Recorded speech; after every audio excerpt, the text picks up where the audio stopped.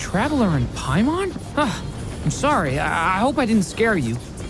Oh, no, you didn't scare us. Just gave us a little surprise. Looks like you've gotten even more powerful now. I don't know. It just feels like it's gotten harder to control.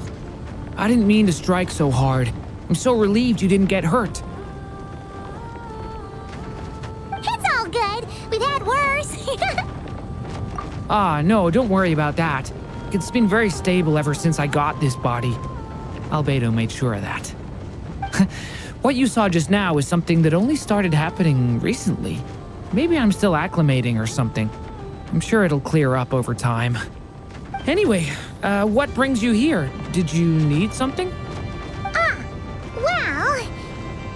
The day that the writer and the watcher crossed paths was the day that the magic known as storytelling was born. So, she asked us to come. Miss Alice? Oh, you too? I guess I really do need to work on my impression. Well, never mind that. It's been too long, Mini Durin. And please, that's Aunt Alice to you. I have brought you and the Traveler together here for a very important purpose. It has to do with your mom. My mom? Indeed, fairy tale author extraordinaire, Anya Marie Andersdottir. See, I knew this would be right up your alley. Now then, if you'll open the book, I will begin narrating.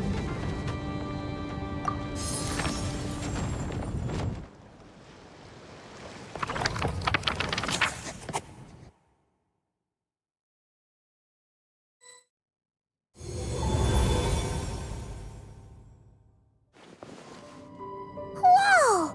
What is this place? It reminds Paimon of 𝐷𝐸𝐿. The two are indeed similar. Both worlds were built using the same magic, after all.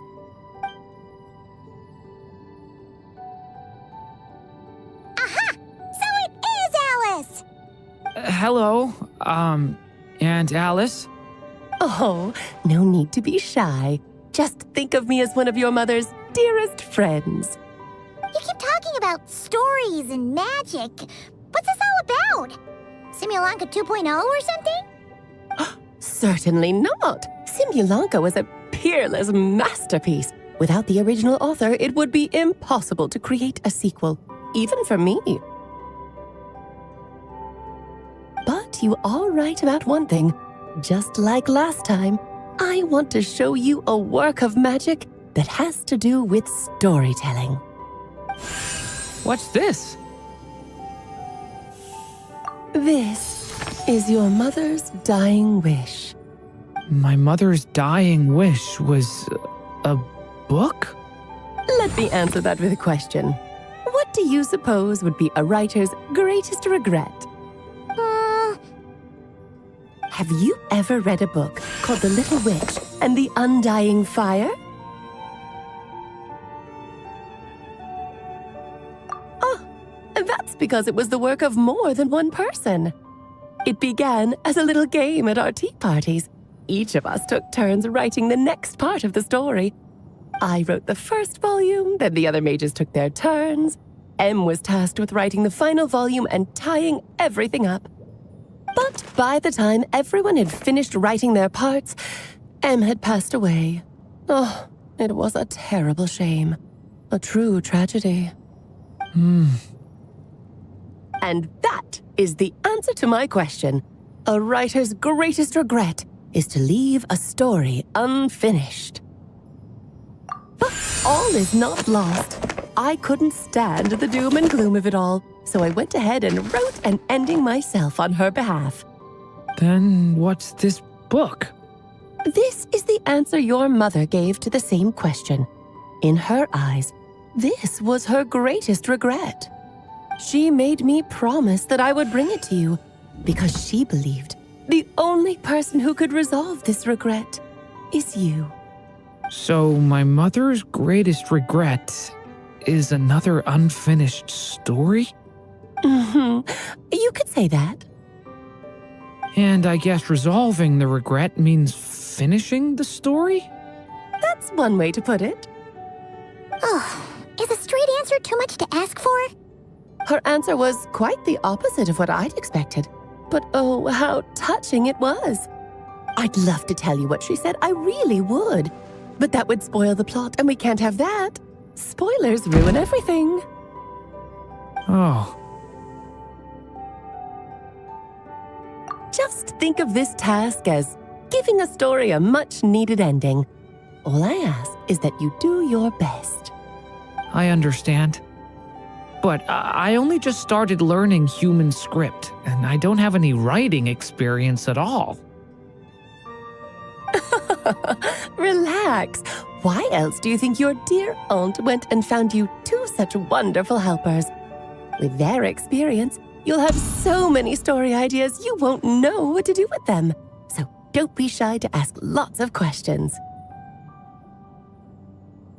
Yeah. If it's to help Durin fulfill his mother's dying wish, then we're in. Aunt Alice, could I ask, what kind of story was my mother hoping to write? I had a feeling this might come up, but that answer isn't mine to give. You'll have to find it yourself, here inside this book. Don't worry. We'll help you come up with loads of ideas. Yeah, let's find a nice spot where we can settle in and read through this thing. We could even get some snacks, too. Oh, the actual process might not be quite the walk in the park you're imagining, Paimon. Why's that? Because when Em created this book, she borrowed my magic. In other words, it's not a book you can just pick up and read. It's a magical book. Its chapters are scattered through memories of the past. Gather them all, and the book will show you its secrets. So, where are we supposed to find these memories? Em left a trail of clues for each unfinished chapter. Follow the hints, and you'll find them. Oh, and when it comes to adding to the story yourselves, you'll need to use this. And this is... This, my dear little Paimon, is the ink Em left behind. Infused with a little of my own magic, of course. If you're planning on writing something inside the book, you'll need it. It's extremely precious, so be sure to use it sparingly. This is all that's left. So we need to search for the memories and keep an eye on how much ink we're using. Oh, it just had to be a wild goose chase, didn't it? Perhaps it's just another form of storytelling. Em was ever so creative when it came to things like that. Just think of it as a little challenge your mom left behind. Who knows? There could even be a mysterious prize at the end of it all. I don't care about that. This was my mother's dying wish. Whatever it takes, I'll find a way. Yep. With the two of us by your side, you'll be just fine. Okie dokie. That should be pretty much all you need to know. Oh, and once the story's complete, do let me have a little look-see, okay? I've read everything she ever wrote, so naturally, I can't miss this one. Yeah. Most of the time, you're pretty hard to pin down. Don't worry, I'll know when you're finished. Just wait for me to reach out. All right, off you go. I can't wait to hear how the story ends.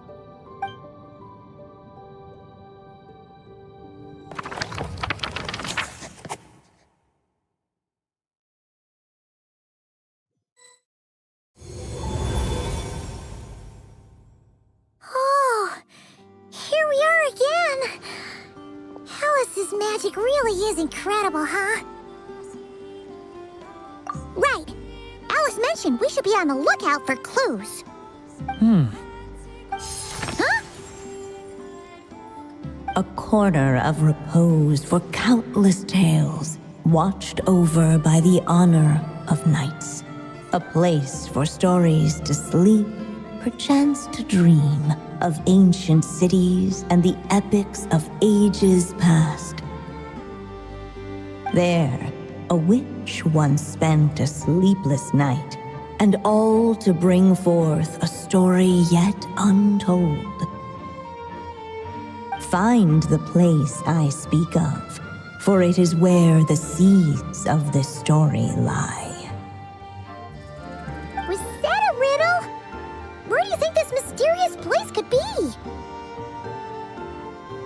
Hey, you might actually be onto something. Guess that means we need to head back to Mondstadt?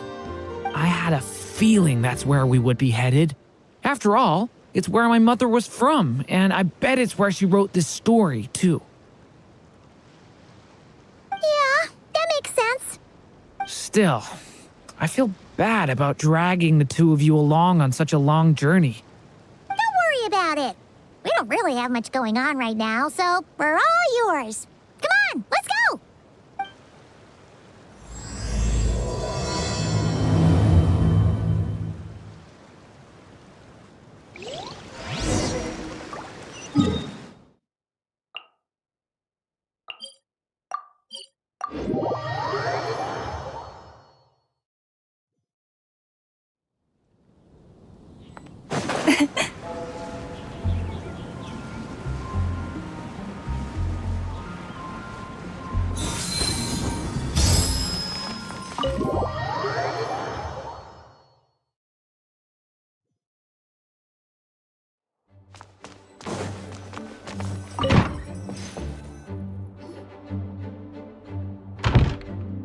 Back in the Mondstadt Library, huh? Talk about a trip down memory lane. So, we're supposed to find the seeds of the story, right? What do you think that means? Well, we're in a library, so it's gotta be books, right? But seriously, there's so many here. How are we supposed to know which ones we need? Making a racket in a library? You should know better than that. Lisa! Oh, sorry about that. Now, who do we have here? Ah, my golden-haired cutie. And my little horn cutie, too. Sorry, Miss Lisa. I know you taught me to be quiet in the library, but Paimon was just trying to help. Please don't be too hard on her. Well, it has been far too long since we saw each other, so I suppose I can let it slide just this once. Back when he first arrived here, poor Jean wasn't sure what to do with him, so I stepped in to lend a hand. I figured if I can handle a boy raised by wolves, then teaching one who's part dragon should be a walk in the park.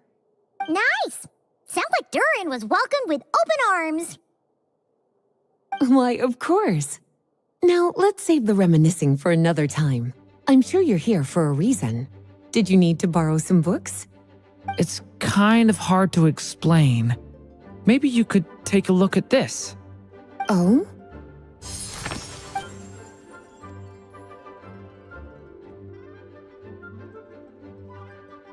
Ah, I see. These so-called seeds of the story must be the books that inspired its creation.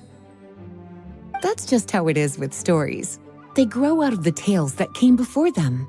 And that mage, I can almost picture her here, hundreds of years ago, scribbling away at one of these very desks. But we don't know anything about this story. How are we supposed to figure out which books inspired it?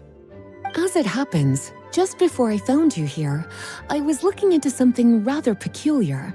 One of the knights reported seeing some books that weren't listed anywhere in our catalog. Stranger still, just as he went to reach out for them, the books vanished into thin air. And then a while later, while he was browsing through other shelves, there they were again. Seriously? That particular knight knows this library inside and out. I'd be very surprised if he was seeing things. Something tells me these might just be the magical books you're after. According to the report, there are 3 of these books in total. I'll be relying on you to track them down, cuties.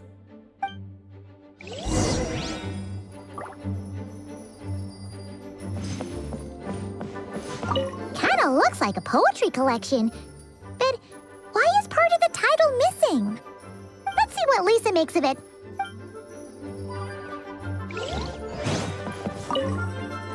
Well, did you manage to find them? Yes, this is a restricted book, all right. It certainly isn't supposed to be here. Huh. But it looks like a regular poetry collection. How did it end up being classified as a restricted book? The issue lies with one of the poems inside. You've heard of the great battle that took place on Dragonspine, yes? 500 years ago, during the cataclysm in Conria, an evil dragon descended upon Mondstadt. A fierce battle with Dvalin ensued, but in the end, the evil dragon fell, and Dragonspine became its resting place. We're talking about Durin, the Durin of Dragonspine. Well, the poem in question turns the whole battle into a dance, with the evil dragon recast as an innocent child who came here in search of friends. But given all the suffering experienced at the claws of that dragon, how could the people of Mondstadt accept such a retelling? Bards are often accused of inventing history or distorting the truth in their ballads. But this one hit a bit too close to home. And since the knights back then were unable to track down the author, they decided to ban the entire collection, blot out the title, and seal it away for good. So the version in the poem, it was all a lie? I'm afraid that question is something only the dragon himself could answer. Well, did you manage to find them? Seems like there's still some missing. Why don't you try checking the other shelves?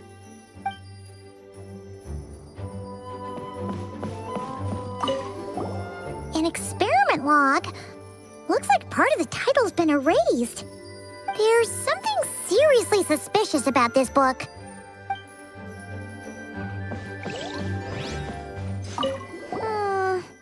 Let's hang on to this one for now. Could be one of the ones we're looking for. It's one of M's, after all. Second strongest spell in existence. Do not show Klee. Wait, there's actually a book like that right here in the Mondstadt library? That title's just gonna make people even more curious. Huh. There's definitely something fishy about this one.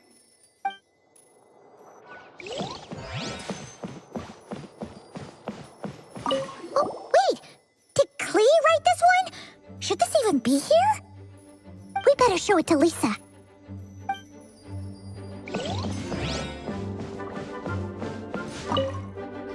Well, did you manage to find them?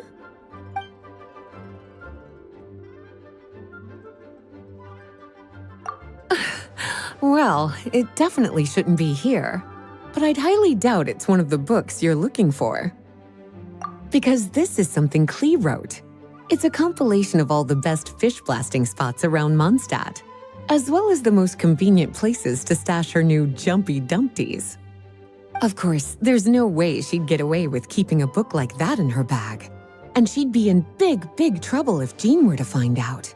Not only would the book itself be confiscated, but she'd be looking at a whole day in solitary confinement at the very least. Somehow, she figured out that the best place to hide it was right here. No place like a forest for hiding trees, huh? Now, every time it gets confiscated, she just writes a new one and sneaks it back in. Yes, so thanks for helping me find it. I'll finally be able to hand it over to Jean. Well, did you manage to find them?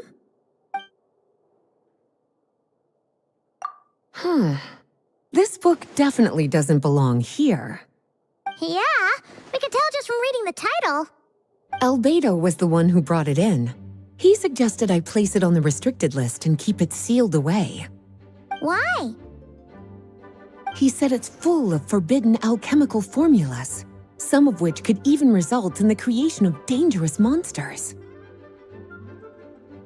Apparently, the danger it posed was so great, he didn't even feel like it was safe to carry around or keep it in his workshop. Really? Definitely sounds like it shouldn't be here then. Still, if that mage read this book too, it must have been written a lot earlier than I'd imagined. Well, did you manage to find them? Truly extraordinary, and certainly not the kind of thing that should be just lying around. In fact, Miss Alice gave strict instructions about it. So, it's some kind of book of spells? Paimon's guessing magic this powerful should be kept a secret. It's true. This book does contain one of Miss Alice's spells. But honestly, virtually no one could actually pull it off, even if they tried. The only reason it's even meant to be in the restricted section is because we can't let 𝐏𝐬 get her hands on it. After 𝐏𝐬 was born, Miss Alice advised us to seal it away. She even added that little subtitle herself. So, it's to keep it away from 𝐏𝐬, huh? Does that mean she could use it to cause even more mayhem than she already does with Jumpy Dumpty? No, that's not it. As Miss Alice herself put it, letting 𝐏𝐬 see it too early would spoil the surprise. Well, would you look at that? Seems like these are the little troublemakers you're after. And all three just so happen to be forbidden texts. What kind of story requires reference material like that, I wonder? Forbidden texts? You know, the first time you mentioned that the library had a restricted section, Paimon thought you were just trying to scare us. Are you saying it actually exists? Not really something you should be poking your little nose into, is it, cutie? Sorry. Seeing as it was Miss Alice who asked you to look for these books, I won't question the matter. But they'll need to be sealed away again once you're done, so don't forget to return them. Don't worry, Miss Lisa. I won't forget. Well then, that's all from me. After all that hard work, I think I've earned myself a nice cup of tea. All right, we've gathered all the reference books. What's next?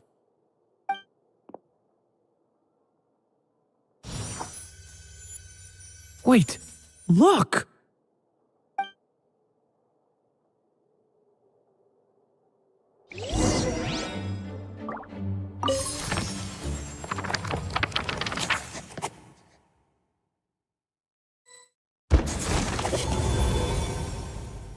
Long, long ago, an evil dragon descended upon the human world, bringing terrible calamity in its wake.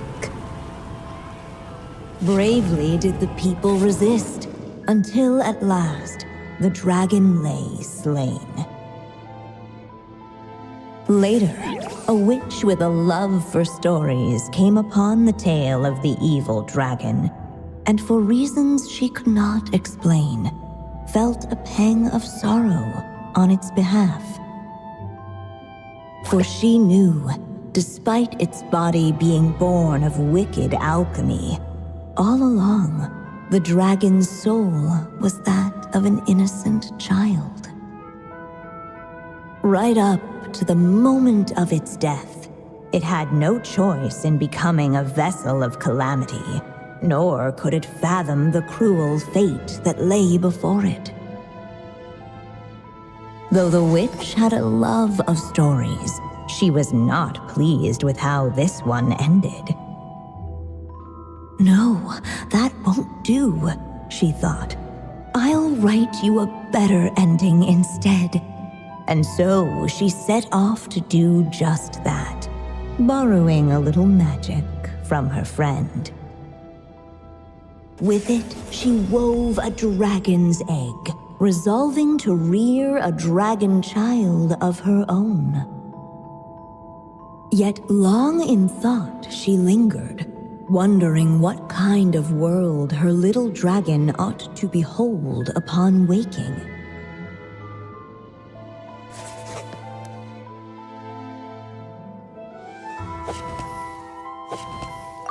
At last, she made her mind up, adorning the cradle with a wisp of woodland air.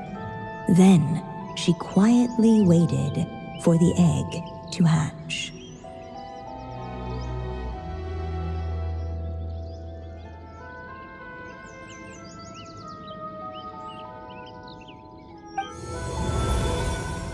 Whoa! This must be Aunt Alice's magic. Yeah. A story about me? Why don't we just see where the story takes us? All we know is the beginning at this point. Okay. And now a golden-haired traveler, a silvery sprite, and a dragon-born youth step onto the stage. What new chapter will their arrival bring? Whoa! That came out of nowhere. Was that the same voice we heard just now? Yeah. But why does it sound so familiar? I've missed this. It's just like the stories my mother used to tell me. You mean... Em? She used to tell you stories? Yeah, she loved it. Back when she was still alive. Sorry, we should focus on what we're here to do. So, now that we're in the story, what's next? The dragon youth wondered aloud. Yet all he could do was wait for the story to unfold. Of course, there's something to be said for helping it along. Perhaps a little exploration could prove fruitful. Oh! Is that a hint? Yeah, I agree.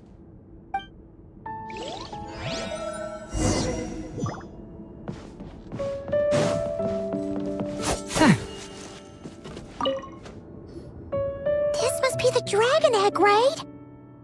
Looks like it's gonna hatch any moment now. So we've got a dragon egg about to hatch, a witch who loves stories, and that evil dragon we heard about at the beginning. Yep, it all adds up.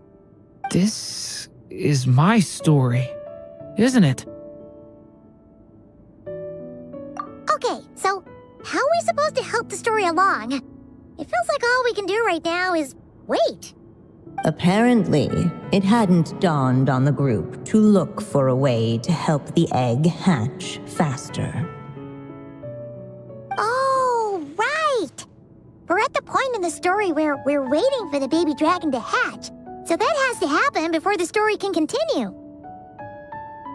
With the flames at his command, perhaps the dragon youth might be able to provide the egg with sufficient warmth. What? You want us to roast the dragon egg? The silvery sprite's surprise betrayed her lack of reading. For in countless tales, it is told that only by fire's embrace will a dragon's egg hatch swiftly. Huh, you kinda have a point there. Okay, I'll see what I can do.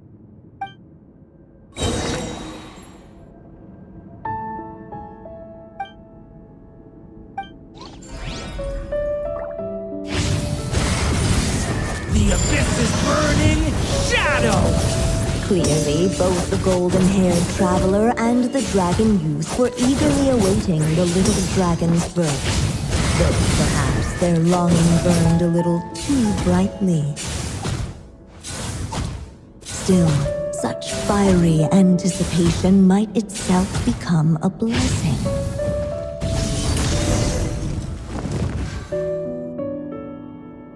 At last, under the witch's expectant gaze, the little dragon broke free from its shell. No living being has ever decided the moment of its birth. You were no exception, my child. I brought you into being because I willed it so, just like the witch who created that evil dragon. But I promise you this. Your birth was wanted. You are loved, and you will have a different fate than the dragon that came before you.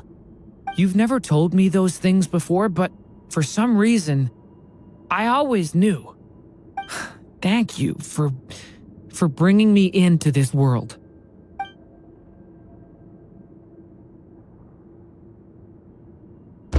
The waiting witch did not feel lonely, for she had 3 visitors by her side. Together, they beheld the hatchling's first breath of life. Holding her dragon child close, the witch promised him a life unlike that of the evil dragon. And so, nestled in his mother's warm embrace, did the little dragon's story begin.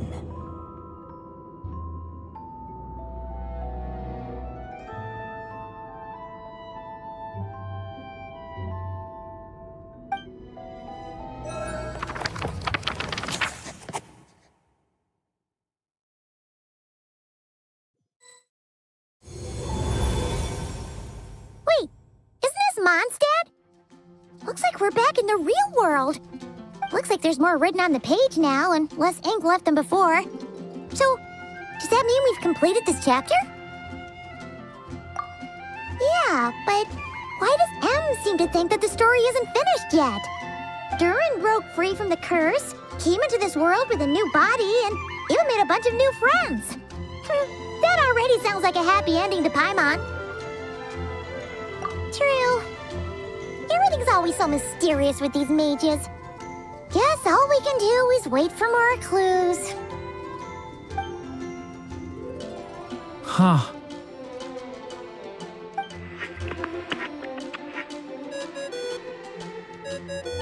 Is this thing on? All right, that should do it.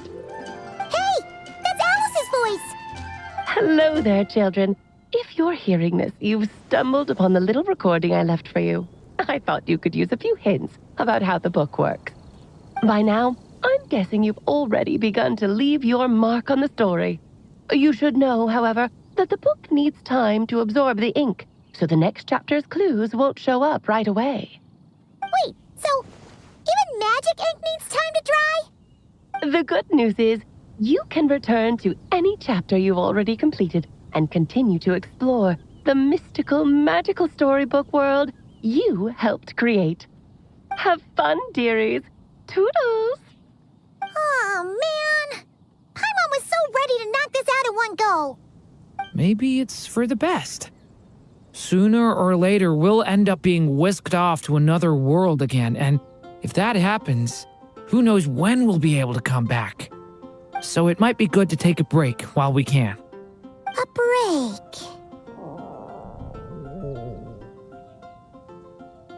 Yeah! Paimon has a sudden craving for the Good Hunter's sticky honey roast. And we happen to be in Mondstadt, so... So let's meet up here later. I need to find Miss Lisa to return those books anyway. Hey, Durin! Any more clues for us? We're all set for the next chapter. Yeah, I was just about to come find you.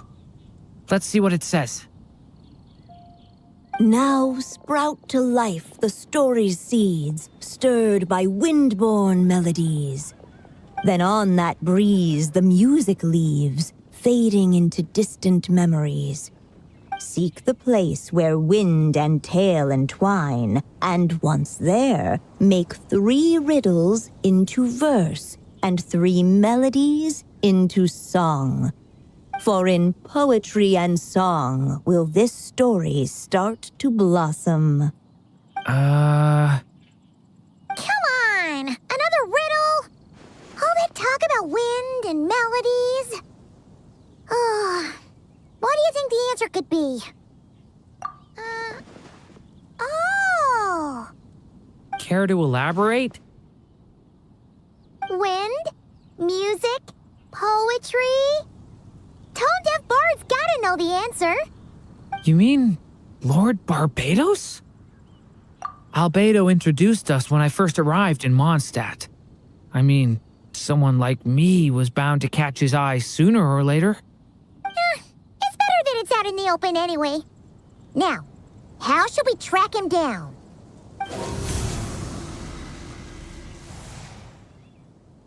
I'm pretty sure he's already caught wind of what's going on here. Why don't we just see where the wind takes us? Right. He definitely makes it easy to forget he's a real god sometimes.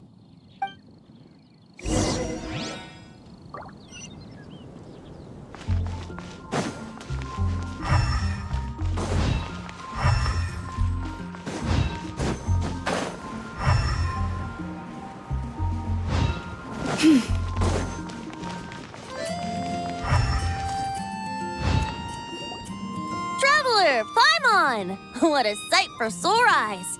Ah, and the little dragon from the fairy tale world. I heard your voices calling out to me on the wind. Something about needing help with a riddle?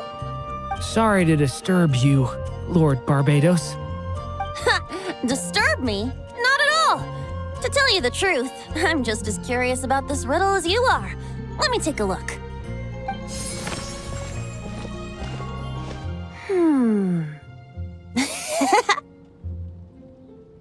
What is it? Did you figure out the answer?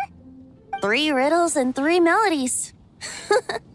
That sure takes me back. The answer you seek lies hidden in memory. Looks like running to Tone Deaf Bard was the right call after all. Long ago, those mages came to Mondstadt, seeking to test their strength against mine. But I replied, let us make music, not war, and resolve our conflicts through song. So I strummed my lyre and sang them this verse. O wind, welcome now, my guests. Pass through verdant leaves unseen, where shape your formless self may take, and offer up a graceful scene, a fleeting gift for welcome's sake. Leap at the edge of a sea of clouds, where land meets sky and sky meets ground. There frighten off the noisy crowds and bring my guests a calm profound. Fly beneath the stars up high, where mortal noise is swept aside, that my dear guests with starry eyes may share the dreams they hold inside. Now go to where I vowed to keep a quiet spot for them to sleep. No clash, no contest bars the way, just tea and mirth to fill the day. There you have it, the 3 melodies. As for the answers to those 3 riddles, I trust you can guess them by now. The woods, the edge of a cliff, and the sky? Correct! Funnily enough, your mother was also the first to solve it, all that time ago. There must be some kind of special rapport between those who write stories and those who sing them. The woods, a cliff, and the sky. Oh! So that's where it is! I suppose the spot that answer points to is where you're headed next. You should know, after solving my riddle, the mages even accepted my proposal and made that location their official meeting spot. And going by what your book is suggesting, once you found it, you might want to try playing the melody I just shared with you. Guess you can be pretty reliable when it counts, huh? Great animal Archon? Thanks for the help, Lord Barbados. Still got questions for me, huh? Yeah, you must have read countless tales in your time, being a wandering bard and all. In your experience, why might an author consider a story unfinished? Unfinished? Well, I guess if there's something left to accomplish in the story, or, if the last line goes, to be continued. Huh? Wow, your helpfulness lasted for like 1 second. In all seriousness, I would think the answer to that question lies in your mother's story itself. It's not my place to pry any further. All right then, we should get going.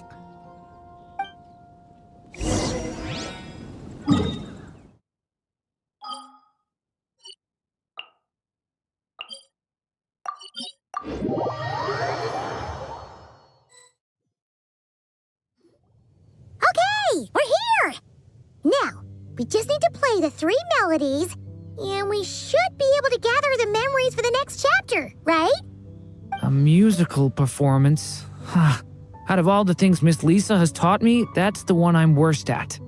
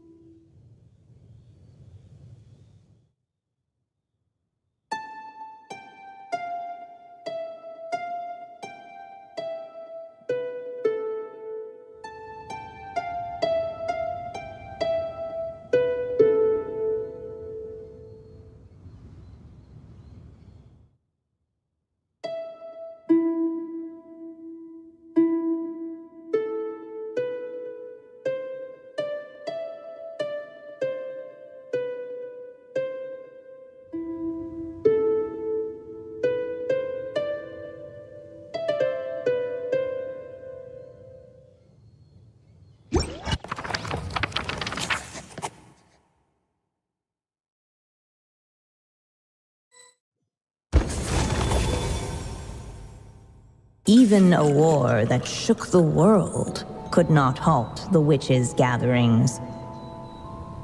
Yet even so, with the passing of time, 3 of their teacups no longer came to be set. The witches did not linger long in sorrow, for the story witch had brought glad tidings of her own. Born was her dragon child, safe and sound. Her fellow witches offered up their blessings, eagerly debating how to celebrate the child's birth.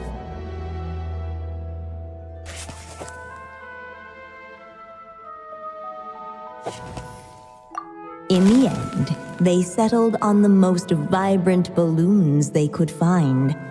After all, what could be more joyous than the arrival of new life?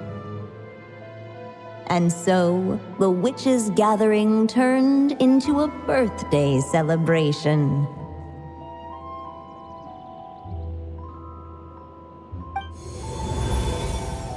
So, we're back in the story world, huh? As if from nowhere, new guests appeared at the witches' table. Perhaps they too had come to celebrate the dragon child's birthday. Yet while everyone else was busy thinking about what kind of gift to offer, these 3 seemed to have come empty-handed. Hardly the recipe for a warm welcome to a birthday party, now is it? A gift? Hey, what's this all about? We only just found out this was a party. While the guests voiced their complaints and grievances, perhaps they should have been wondering what kind of gift to give instead. So, we need to bring a gift to advance the story? But where are we supposed to get something like that? Perhaps it would be a good idea to have a look around. Why didn't you just say so?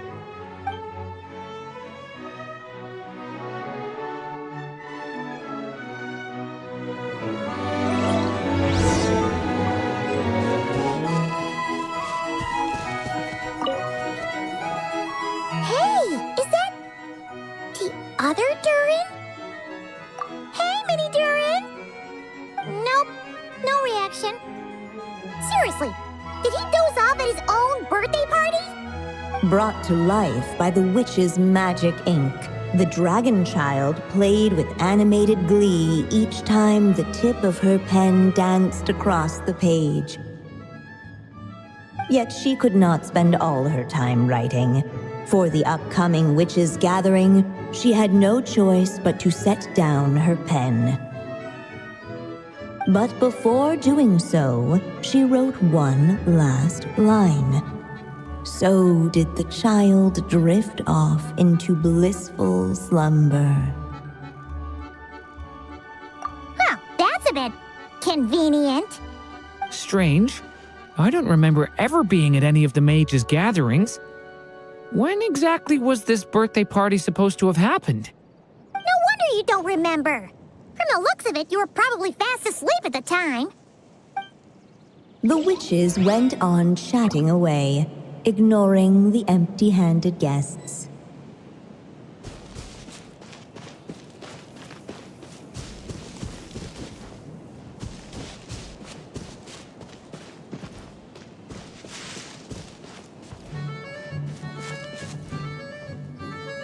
Hey, could we use these as gifts, maybe? At last, the guests found something to give the dragon child. Guess that's a yes, then. Which one should we go for? Still, the guests wondered what kind of gift might the little dragon really want. Should they put a warrior's sword in his hand and send him out on an unstoppable quest to save the world? Or perhaps a wandering hero's slingshot and the promise of a life of endless, uncharted adventure. Or maybe even a scholar's tome and the chance to take on all the world's unsolved mysteries. Okay. Wow. That's a lot of pressure all of a sudden. Oh yeah! Technically, we're actually picking a gift for you. So, which one would you prefer? You want me to choose? Wow, this feels kinda special. How come? For as long as I can remember, I've spent most of my time living in the stories my mother created. I always thought my mother had everything written out for me already, just like the toy figures in Constellation Metropole. What I wanted to do with my own future. That's something I've never really thought about. What did I want back then? This is the first time I've ever asked myself that question. Sounds like this is the perfect opportunity to answer it then. It's been a while since you left Simulanka, and after everything that's happened, it might be about time to start thinking about your future. Then let me give it some thought.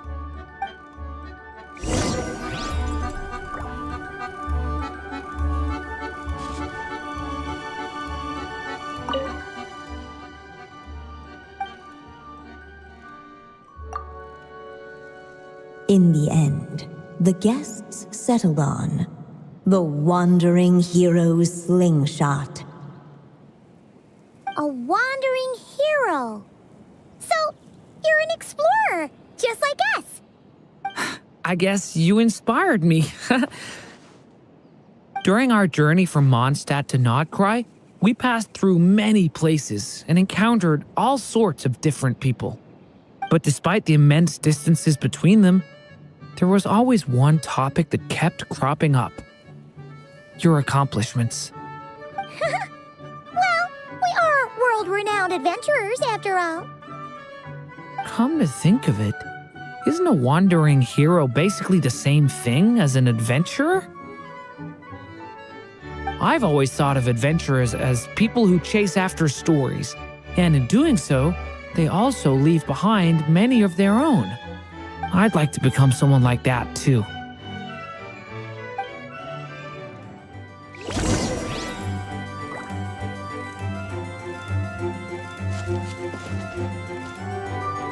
All right. They should let us in now that we've got a gift, right? Hello there.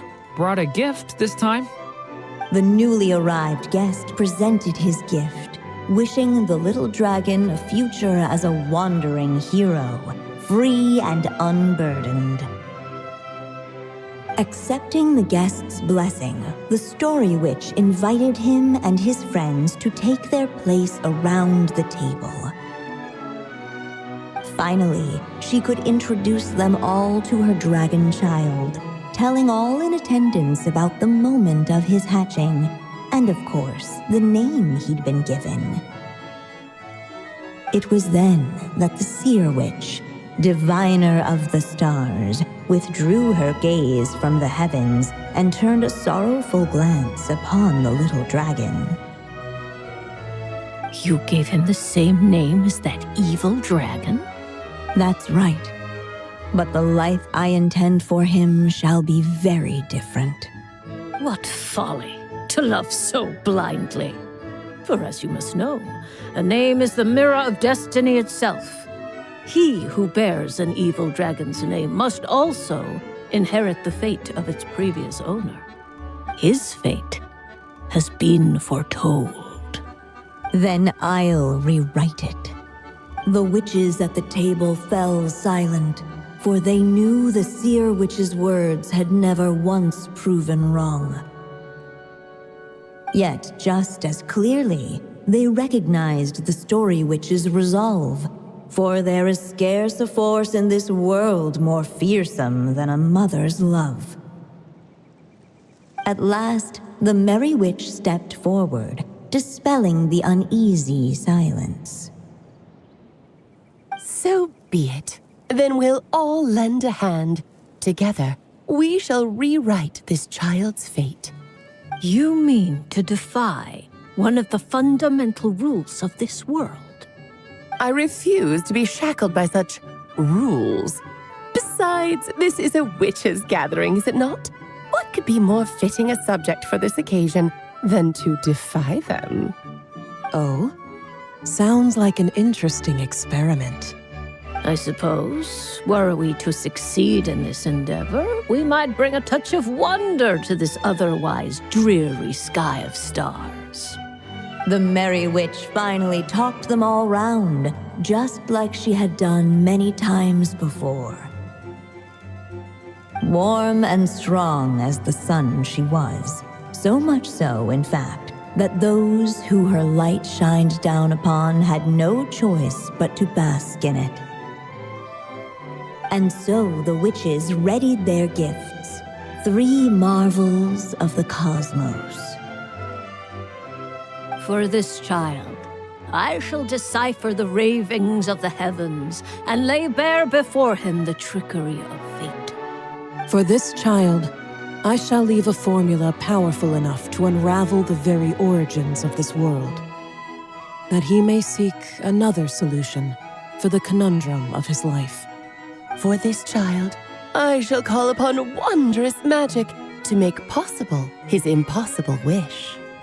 All the Story Witch had was the pen in her hand, yet with the love that flowed from it, she resolved to bring forth a marvel of her own. For this child, I shall leave behind the last story I will ever write, and with it, a path to an ending yet untold. With the witch's blessings given and received, the little dragon's fate at last began to turn. In the midst of the dragon child's birthday celebration, the seer witch proclaimed her prophecy.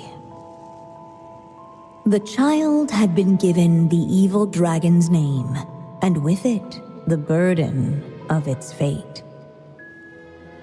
But hearing this, the Story Witch vowed to rewrite it all, for such was her love and resolve. And so the other witches offered their gifts in turn, marvels as rare as any in the cosmos. Together, they sought to test one of the fundamental laws of this world, in part to support a mother's love, and in part to sate their own curiosity. Oh, and I almost forgot. Our new guests came bearing blessings of their own. Who knows? Perhaps this extra spark of life might be all the little dragon needs to change his fate.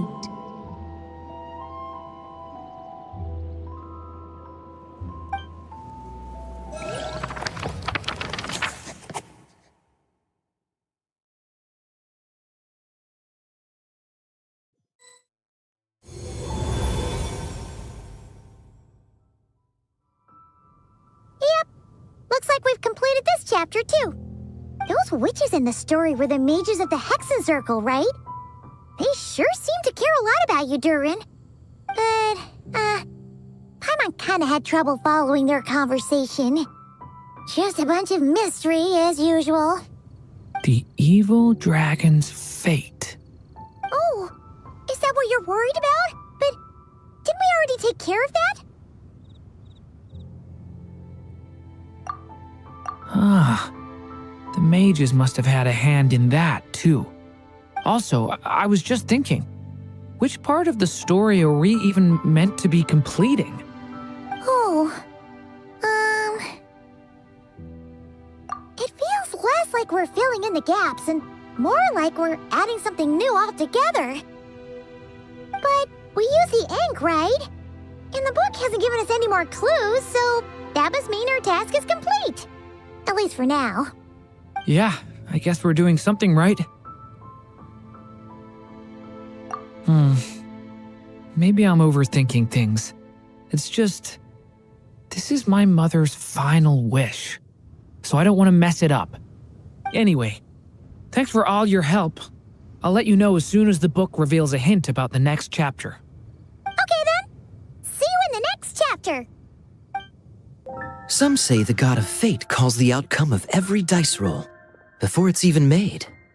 And that's why the secret to winning a lot of games is having that god on your side. Your luck is amazing, Kaya. Your turn. Give it another shot. Fear not, O Crimson Dragonborn, for I, the Princess of 𝐅𝐻𝐻𝐼, have bestowed upon you the benediction of the midnight hour, and with it you shall surely smite this usurper. Mein Fräulein means to say she's rooting for you in secret. Oh, and that you must, at all cost, defeat the one who snatched her limited edition card back.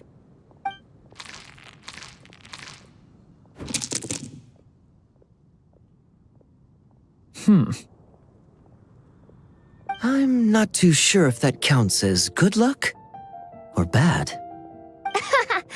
Tis not but the perfidious machinations of fate. Hey, everyone! Mr. Honorary Knight and Paimon! You're back! It's good to see you, Honorary Knight.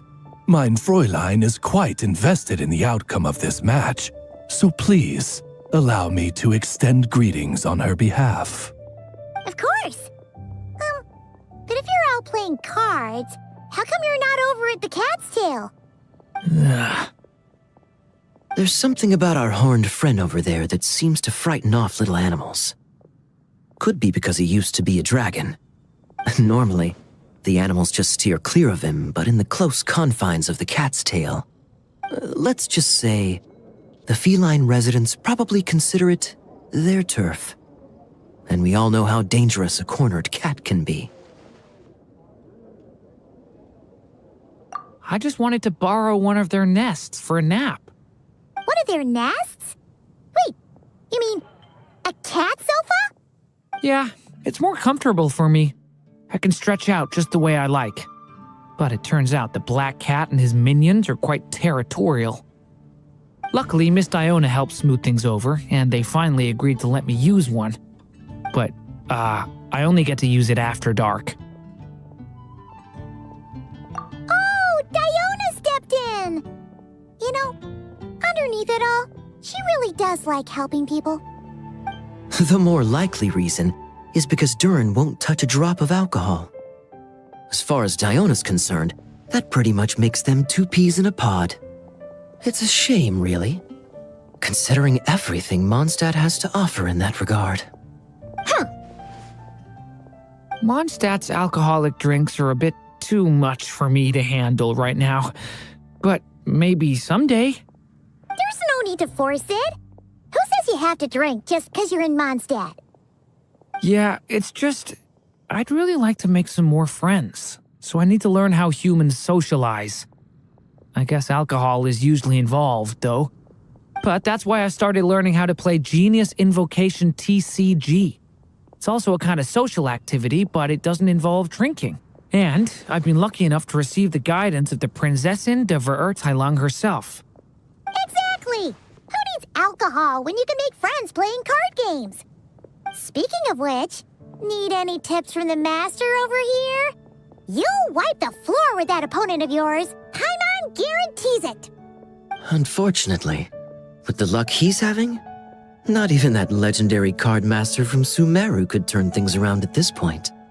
Yeah, that last roll wasn't great. But who knows? Maybe you'll have better luck next time? He keeps getting the exact same roll over and over. This is the third time already. If there really is a god of fate, they could have cut this kid a bit of slack. Like, I don't know, make it possible for him to roll at least one other side of the dice? I think I've lost. Must even a dragonborn, sanctified by the power of benediction, succumb to fate's insidious snares? Don't be sad, Durin. You'll definitely win the next round. You can even borrow 𝐷odoco if you want. Mom says she brings good luck. Thanks, 𝐏, but there's something more important I need to take care of now. Oh, okay. So, the book's given us another hint, right? Yep, and I think I've guessed where we're headed this time. Come on, follow me.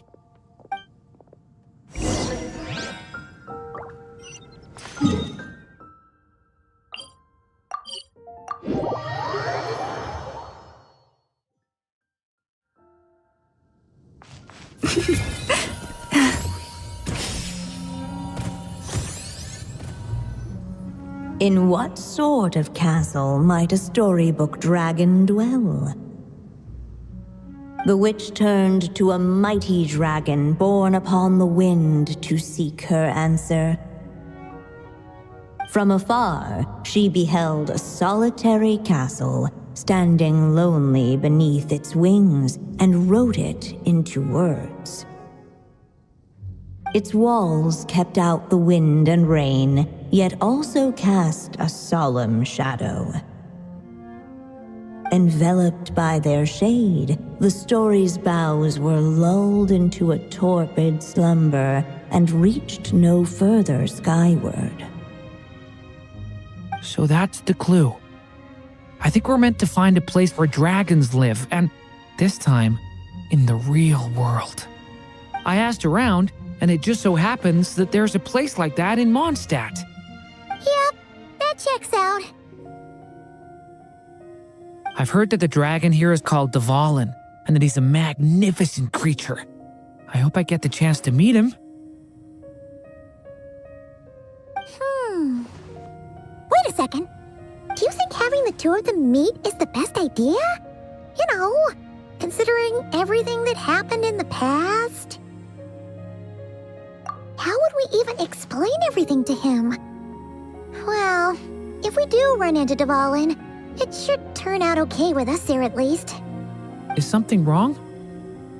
Nope. Let's go!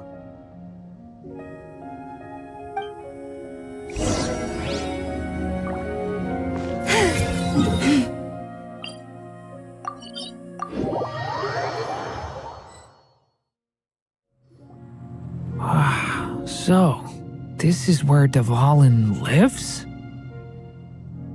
Yeah, right into the middle of a raging storm. If you're afraid of getting blown away, Paimon, you can always hang onto my sleeve. This isn't Paimon's first rodeo. Come on, let's get going!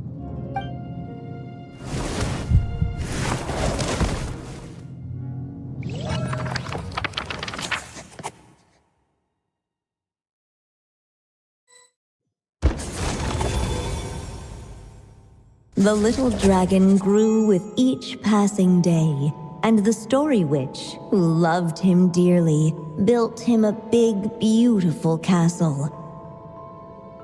Yet in the end, she herself succumbed to time's merciless march, setting forth on a journey to a place beyond even the stars.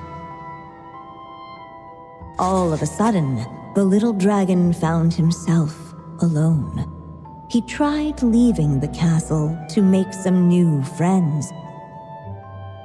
But already, he had grown the claws and scales of an evil dragon, just as the prophecy had foretold. Afraid he might hurt someone, the gentle little dragon hid within the castle his mother had built, and came forth no more.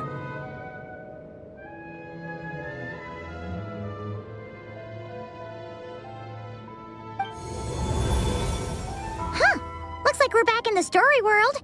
And from the sounds of it, this chapter must be about 𝐵𝐸𝐿𝐴𝐽𝐻, right?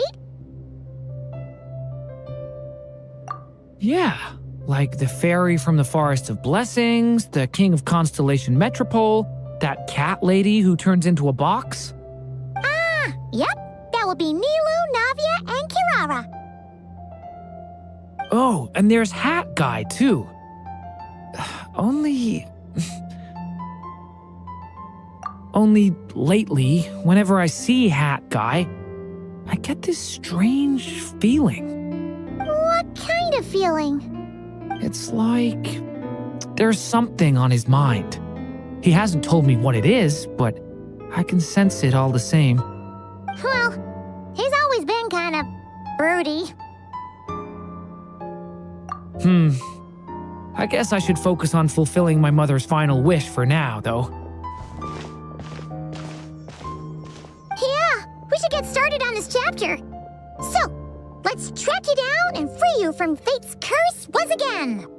That day, a small band of adventurers suddenly arrived beneath the castle walls. They promised to help the little dragon cast off the curse of fate. Yet as they stood beneath the castle walls, it appeared they had no idea how to even begin. Hey, instead of making fun of us, how about giving us a hint? The little dragon had shut himself inside the tall tower at the castle's center.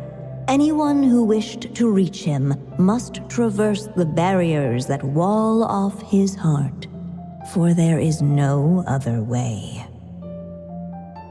Looks like we're in for another long one. Let me try something. Ooh, do you have an idea? If that little dragon in the tower used to be me, then surely I'd know how he shuts people out better than anyone. Come on, follow me.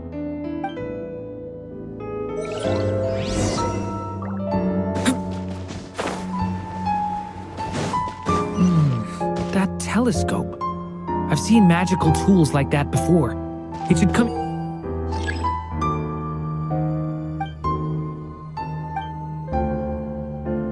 in handy.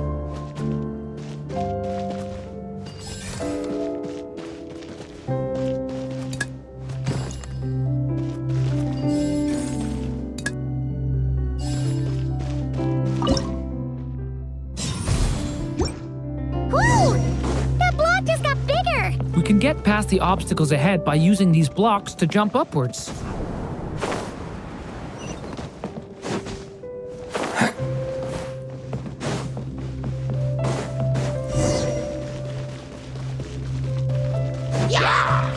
Leave it to me!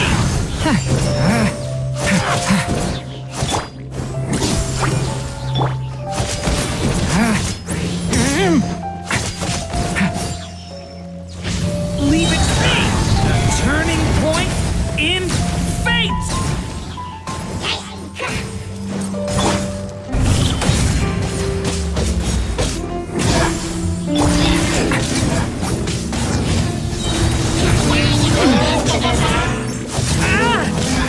Turning point in This place is like a maze. How are we supposed to get through? We'll just have to check each spot.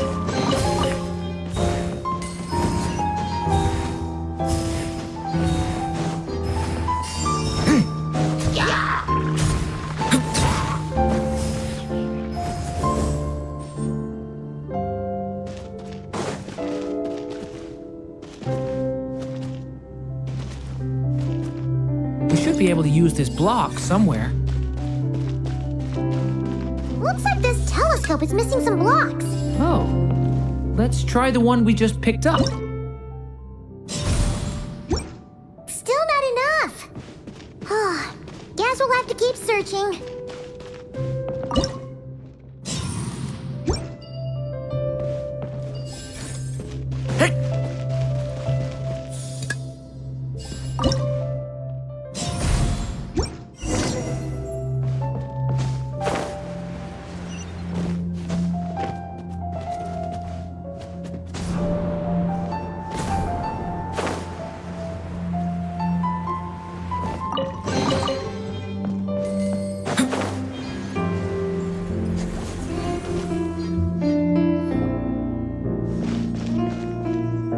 Come on, Durin, or little story dragon, just calm down. Stay back! I don't want to hurt you. Loneliness and fear had built a cage around his heart, shutting out all who would look upon him. And thus, all the adventurers could see was his shadow. Don't worry, we can help you. Don't come any closer! And that was the last the little dragon spoke. How are we supposed to persuade him if he won't even talk to us? This really could have been how my story ended, huh? Back in 𝐵𝐸𝐿𝐴𝐐𝐜, I was no different. But even though I kept shutting everyone out, deep down I hoped someone would be strong enough to face my power and break through to me. And that's exactly what you all did.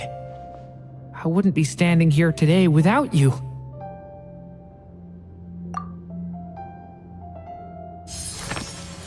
Despite the little dragon's silence, once more the story witch put pen to paper, and a miracle came to pass. The flying squirrel fairy, the giraffe king, and Catbox Lady arrived at the tower where the little dragon was hiding. But this time, guided by the miracle's light, they were able to traverse the shadows with ease.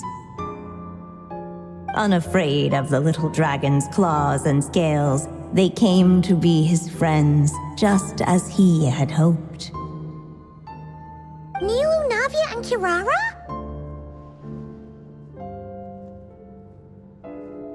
It's my friends from 𝐵𝐸𝐿𝐴𝐜. Hi, little dragon. I'm the Flying Squirrel Fairy, and I'm here to help you lift your curse. Will you talk to me? And I'm the Giraffe King. Don't be afraid, little one. We're not afraid of you. I'm just a cat in a box, but I'd very much like to be your friend too. These are my friends? Yeah, they're your friends in the future you've been trying to avoid. I can promise you that. They're reaching out, so you just have to ask yourself one question. Do you accept? After a long silence, heavy footsteps echoed from the tower's shadows, but still, the one who made them refused to step forward. Though the cage to his heart had been unlocked, the little dragon remained ashamed of his claws and scales. How can I face my friends like this? Don't worry, little dragon. We're gonna offer up our blessings and make a wish to the goddess of fate to release you from your curse. Yeah, just like last time. Make a wish? To the goddess of fate? At that moment, the merry witch made her entrance. Hello, little one. Don't be afraid. With the blessings of your friends, your wish shall be granted. Alice? Wait, you're the Merry Witch from the story? Correct. It is I, the Merry Witch, creator goddess of this realm. And it just so happens the goddess of fate is none other than my dear friend, the Story Witch. I'm here to make good on my promise to lend her my second strongest spell. With this spell, she'll have the power to create an entire world. So naturally, granting your wish won't be a problem. Provided, of course, you receive your friend's blessings. But before we proceed, I must check something on her behalf. Little dragon, do you accept this blessing? I want to be your friend. So if you're offering, then yes, I would love to have your blessings. Were it not for the adventurer's blessings, this tale might have ended long ago. Thanks to them, another ending was now possible. Yet in that moment, they did not know if this blessing was truly a gift or just another trial in disguise. What? You didn't say a word when we actually needed a clue, but now at a critical moment like this, you turn up and start playing mind games? Another trial. Huh, that actually sounds about right. Be it the fictional problems of 𝐵𝐸𝐿𝐴𝐜 or unavoidable conflicts in the real world, if you think about it, that's what they've been all along. But if it wasn't for those trials, I never would have met any of you. So, despite all that, I'd still like to give my blessings. That's the spirit! On behalf of both my past and present selves, thank you, my friends. Fortunately, a brave band of adventurers heard tell of the little dragon's story. Determined to lift his curse, they fought their way through countless trials. To help him, they offered up their blessings and made a wish to the goddess of fate. At last, their wish was granted. Shaking off his scales, the little dragon stepped out of the tower's gloom.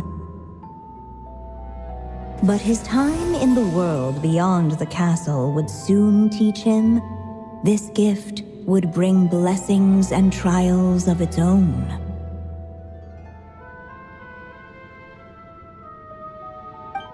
And as far as the little dragon was concerned, the tricks of fate had just begun.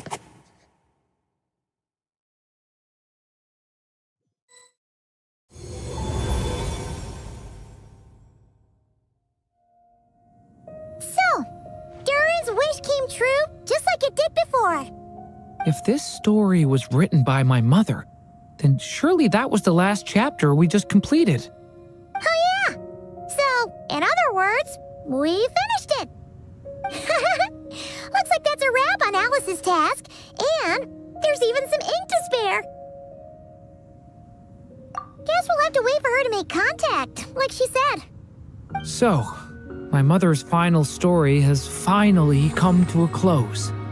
Sounds like you're a little sad to see it end. Back when I was still living in 𝐈𝐦𝐻𝐿, I was always under the illusion that my mother had never truly left. Every day I spent immersed in that world. It felt like she was right there by my side, still reading me bedtime stories. But now... Durin. That's right! And you've got so many other friends waiting for you back in Mondstadt. Yeah. Speaking of which, after all that flying around, Paimon's starting to feel hungry again. So, why don't we head back to Mondstadt? Perfect excuse for a big meal with the rest of the gang. Now that you've fulfilled your mom's final wish, a little celebration seems in order, right? It's just a pity we never got to see that big, beautiful dragon. You were really looking forward to meeting him, huh? He might not be here all the time, but Paimon's sure you'll get a chance at some point. All right, no worries. Anyway, since this feast is to celebrate me fulfilling my mother's final wish, I guess it should be my little treat. Pretty sure that's how humans do it, right? Nuh-uh. This one's on the Traveler and Paimon. Celebrating each other's achievements is what friends are for. Honestly, when it comes to who treats who, human rules are so complicated. See? He wants to be friends with you too. But the moment hasn't come. At least not yet. In any case, the story should have a better ending this time, don't you think?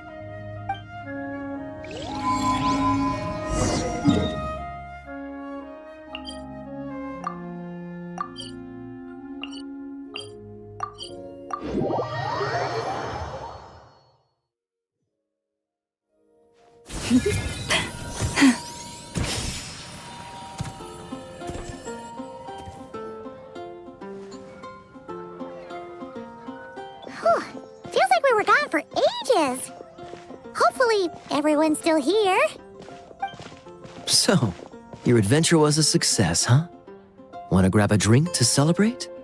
Absolutely not. No booze allowed. Mr. Honorary Knight, Durin, I want to hear all about your big adventure.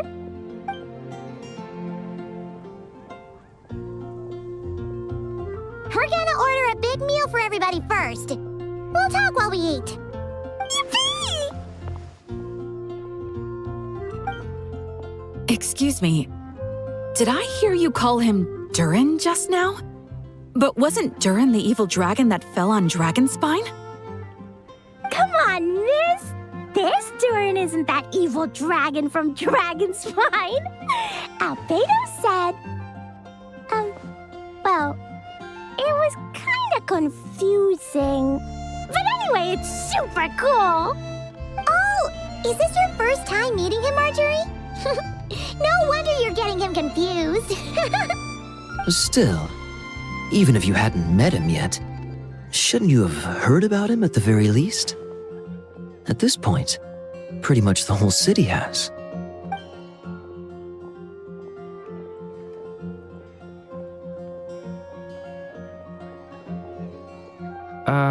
Why is everyone... So, what exactly is his connection with the evil dragon? Wait, but those horns on his head. Surely he's not a... Did everyone just forget about Durin? No, that can't be.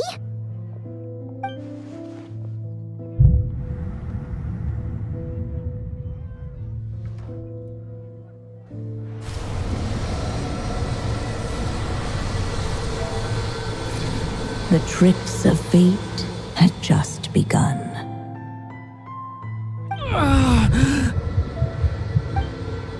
Watch out!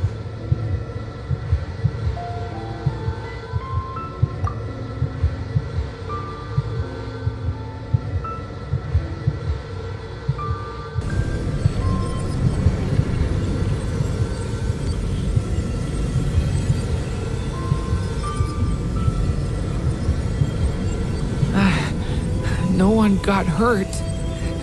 Did they? Durin! Durin!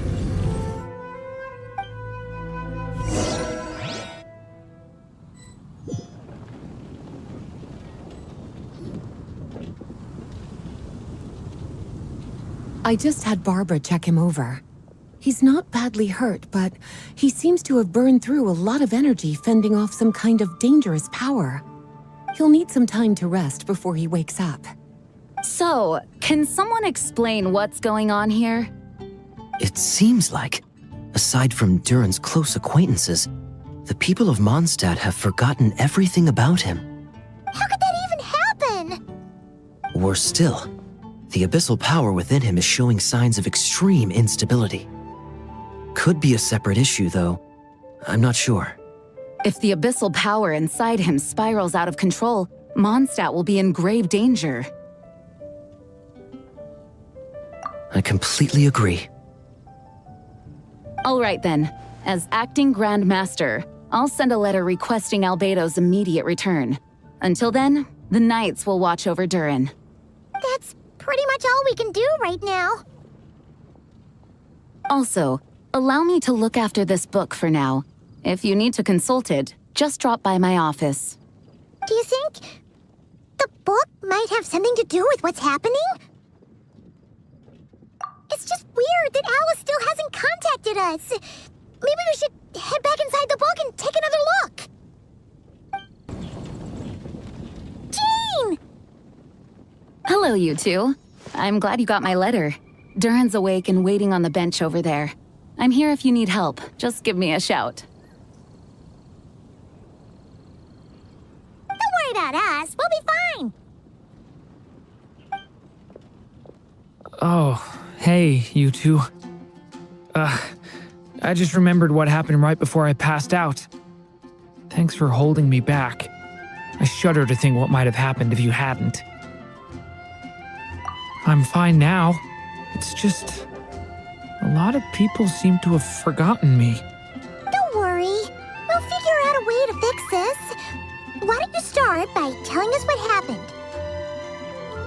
It felt so strange. After I realized no one recognized me anymore, I suddenly felt like I'd completely lost contact with my body. Abyssal power lies sealed within this body I inhabit. So when I lost my connection to it, I lost control of that power too. It wasn't until I heard everyone calling my name that I was able to reconnect with my body. You lost contact with your body? Does that mean there's something wrong with it? Sounds like we need 𝐲𝐵EDO more than ever. I don't think the problem lies in 𝐲𝐵EDO's alchemy. Huh. But then, why are people forgetting you? Guess that's what we need to figure out. That means we need Alice for sure. But it's been ages and she still hasn't been in contact. Now would be a really good time for a hint. How could the story's budding branches even hope to reach beyond the towering walls? Leaving the castle, the witch went off in search of the tallest, grandest tree in the whole world. High up in the canopy of that tree, she sought a resting place, a refuge where the little sapling might take root. Go to that place, for it was there that the sapling felt its first breath of wind. Huh? Was that another clue? Does that mean the story isn't over yet? Leaving the castle. It just occurred to me. If this story is all about my own experiences, then wouldn't what happened after I left 𝐷𝐸𝐿𝐴N𝐜 be part of it too? But how could she possibly know exactly what would happen? And even if she did, how could we know when the story was complete? Yeah. Since we can't reach Alice right now, we'll just have to get to the bottom of this ourselves. But first, we gotta figure out where this riddle wants us to go. The tallest, grandest tree in the whole wide world. Huh. The only place that ever gave me that feeling was the one I ended up in right after leaving 𝐷𝐸𝐿𝐴N𝐜. They had great coffee there, too. And so many books you'd never run out of things to read. Think about it. Our search in Mondstadt began in a library, right? Well, Sumeru City's got one of those, too. And it's absolutely huge. What do you say? Should we try looking there? Huh. That does kind of make sense. And it's not like Paimon's got a better idea. Alright, let's just give Jean and the others a heads up first. Well, it sounds like you've got a plan, so I won't interfere. All I ask is that you stay safe. 𝐷𝐵EDO won't be back for some time, and until he is, we can't know for sure how dangerous Durin might be in his current state. I'm so sorry about what happened before. Believe me, I'm not blaming you, and neither is anyone else here. If anything, it's the opposite. We're all just worried about you. Worried? About me? Come with me. I want to show you something. As soon as they heard you were awake, they all hurried over to see how you were doing. You all came to see me? A little birdie told me you're working on finishing a storybook. So maybe all those people losing their memories is just a plot twist, waiting to be resolved. Miss Lisa, you always seem to know how to put my mind at ease. Please, everyone, don't worry about me. When I get back, I'll find a way to complete my mother's story, and the one we started, too.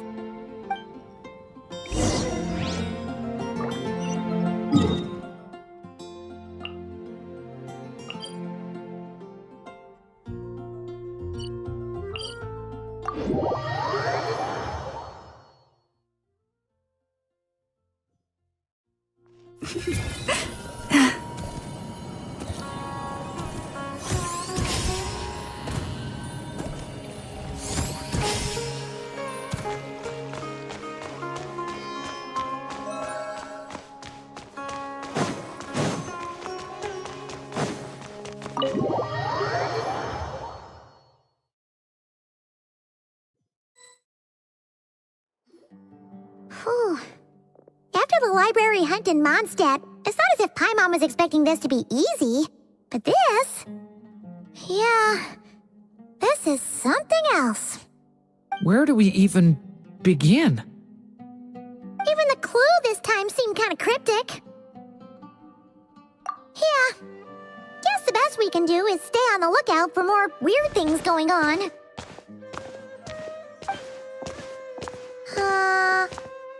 Huh? Sorry, what was that? I'm here to return Volume 5. According to the catalog, Volume 5 of this series is not available for loan. I can't accept the return of a book that was never checked out in the first place. Let me put it this way. My copy is complete.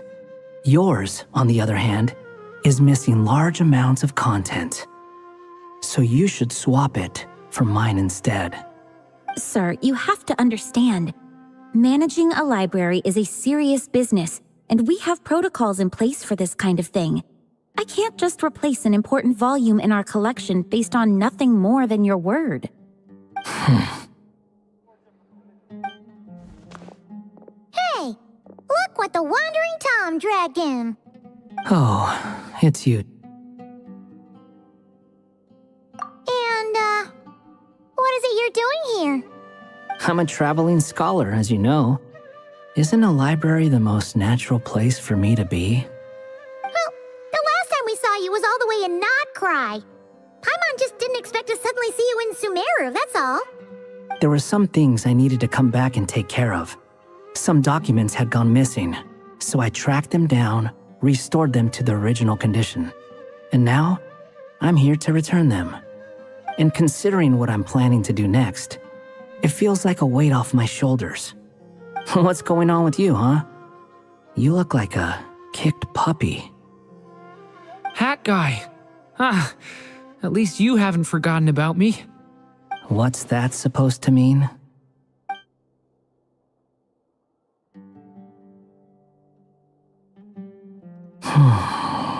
So it's been getting worse. Sounds like you know something we don't. After he left 𝐵𝐸𝐿𝐴NKA, he spent some time traveling Sumeru with me.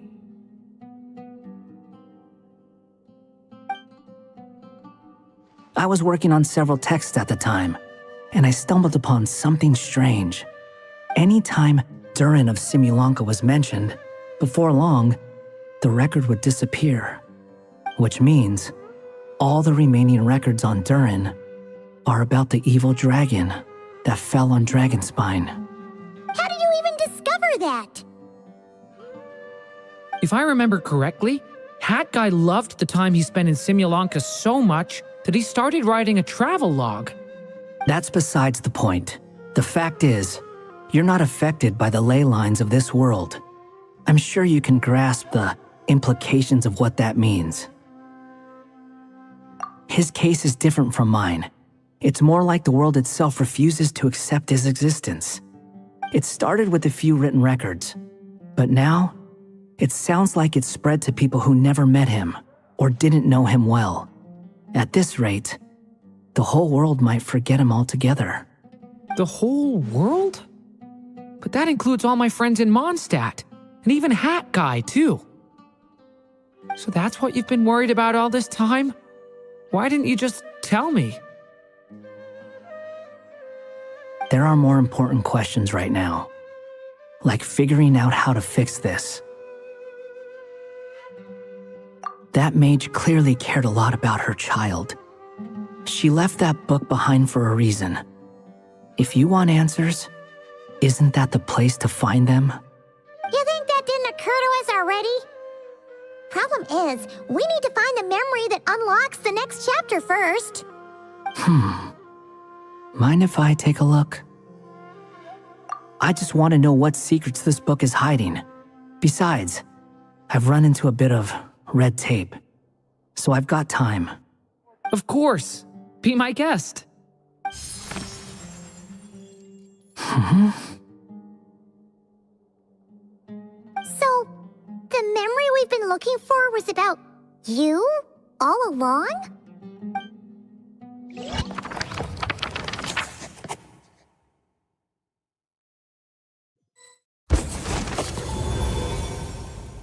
The little dragon became companions with a stray cat with dark blue fur. It was a friendship born of all they had in common. He left his castle at the stray's invitation, setting out to explore the world beyond its walls. There, he grew fond of the outside world, eager to make friends and share the story of his life. Taken by the dragon's story, the stray tried to write it down. But he soon realized that no matter how he tried, it would always warp into the evil dragon's tale.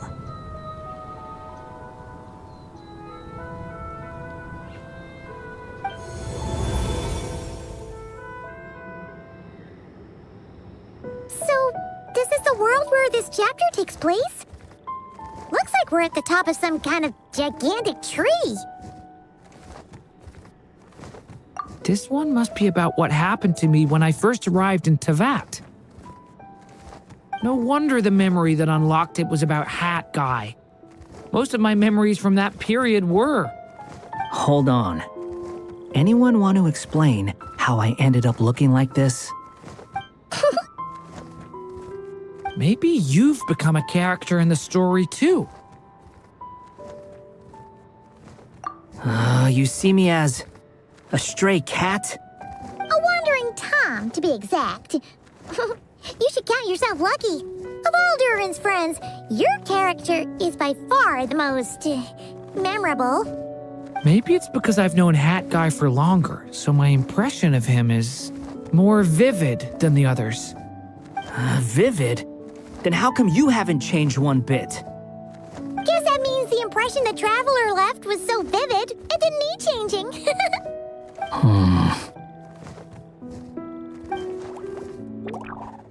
Hello, everyone! Ready for today's adventure? It's the storybook, Durin. Oh. So you're not playing yourself in this one?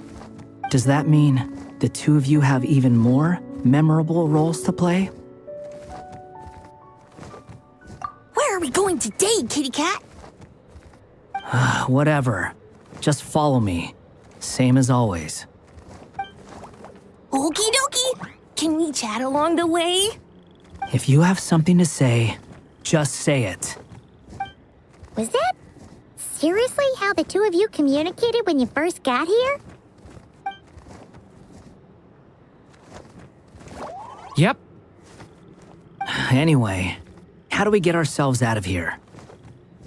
Usually, the narrator gives hints to help us figure out what to do. Speaking of which, about time we got some of those, don't you think?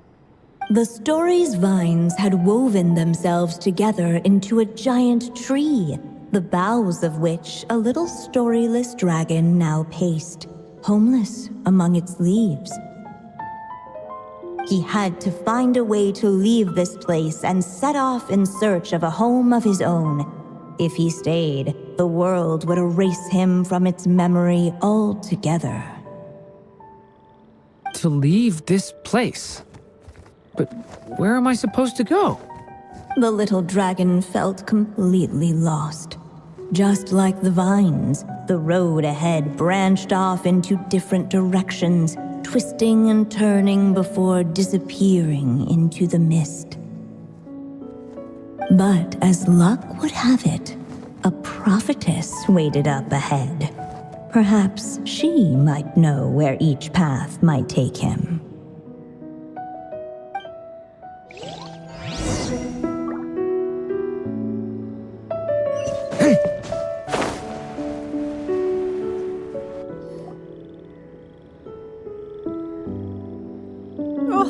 You must be the little lost dragon. It's true. My friends and I are lost. This meeting was no accident. The prophetess was in fact the seer witch, here to present her promised gift. The seer witch? Oh yeah! That's Mona's teacher, right? The old hag? Insolent child. I am the seer witch, your prophetess, not some old hag. Sorry! Now, little lost dragon, I have come to bestow the gift I once promised. A prophecy. A prophecy? Hear me now, for my prophecy is this. One day, The dragon from beyond the castle shall be reborn, and none may avert its coming. The wind took the prophecy and swept it off into the distance. And so, the little dragon was shown a path to wander. As far as I remember, once that alchemist from Mondstadt learned about the prophecy, he chose to stand with you against the evil dragon. So, what does any of this have to do with you being forgotten? Oh, wise witch of prophecy. Could we trouble you with another question? As enigmatic as she was elegant, the seer witch spoke no more, for her thoughts had long since returned to the starry firmament above. Just when we actually needed her. The seer witch was my mother's friend, so the prophecy she just gave should turn out to be helpful. Well, it's not like we've got better options. But if all we need to do is leave this place, which path should we take? Why don't we take a look around?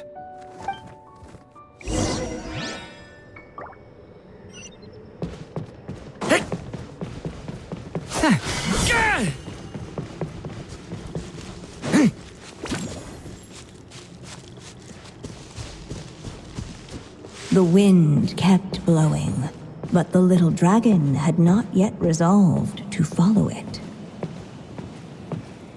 Before him lay a foggy path, and where it might lead he could not tell.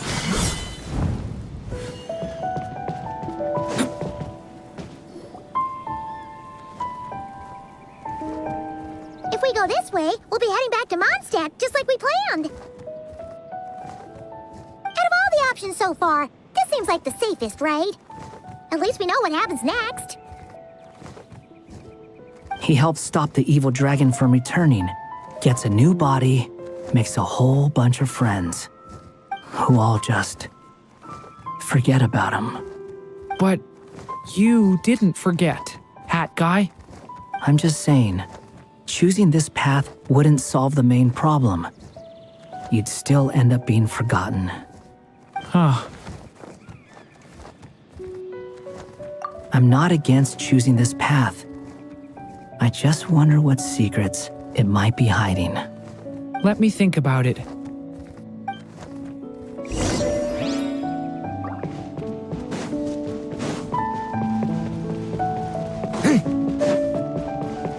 I still think you should keep going, little dragon. If you leave the castle, you can accomplish something amazing and make a bunch of friends along the way. Really? Then let's go! Unable to preserve his story, the little dragon wandered astray. Fortunately for him, a certain prophetess had left behind a prophecy to guide him. The wind took the prophecy and swept it off into the distance, and so the little dragon was shown a path to wander. Following the wind's guidance, the little dragon made his escape. In turn, the prophetess affirmed the little dragon's choice, leaving an extra secret as her parting gift. Now that you've made up your mind, I shall keep my promise by explaining fate's little trick. Long, long ago, the gods of the high heavens gave the world outside the castle a magic of its own. They called it storytelling. It was a magic of almost unshakable power that governed how people met, grew close, and understood one another. Each person had a story meant for them and them alone, one whose ending was written in the heavens long ago. In truth, your story and the evil dragons are simply two versions of the same tale, and that is something the magic of storytelling cannot abide. Beyond the castle's walls, Your story cannot take root, for the evil dragon's tail has done so already.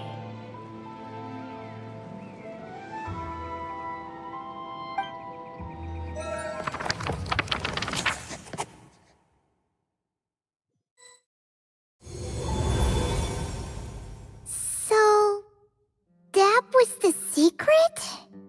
Huh. But what does that mean? You still don't get it? 𝐈𝐦𝐻𝐿𝐴 and 𝐷𝐴T share a special kind of connection. Their fates are mirror images of one another. While they were in two separate worlds, there may have been some mutual influence, but their fates were independent. But when 𝐈𝐦𝐻𝐿𝐴 came to 𝐷𝐴T, a version of his fate already existed there. So, how can two fates exist at the same time? The answer is, they can't. The rules of this world don't allow it. You can't return a book you never checked out in the first place. So, what's Durin supposed to do? Those mages seem to have come up with quite the ingenious solution.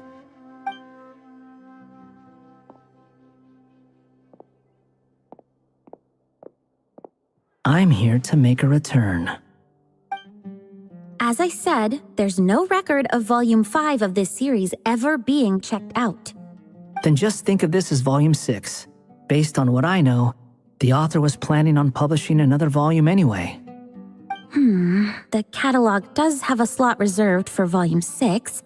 So, this is it? Sure, let's go with that. All you need to know is, I'll be the one writing this series from now on. You...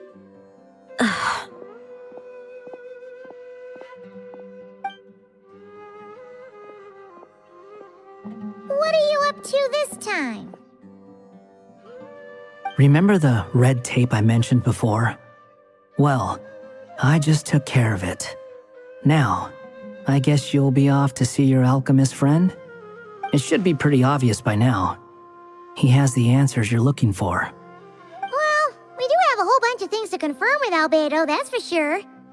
But didn't Jean say he'd be gone for quite a while? I'll join you. Just let me know when it's time to go. Hat guy? Don't sound so surprised. I'm part of this story too, aren't I? I'm just playing my role. Well, yeah. But it's not that. I just feel like you want to help, but something's holding you back. When I first realized you were being forgotten by the world, I thought it might be because you spent too much time with me. I even thought cutting our ties might be the only way to fix it. Why would you think that?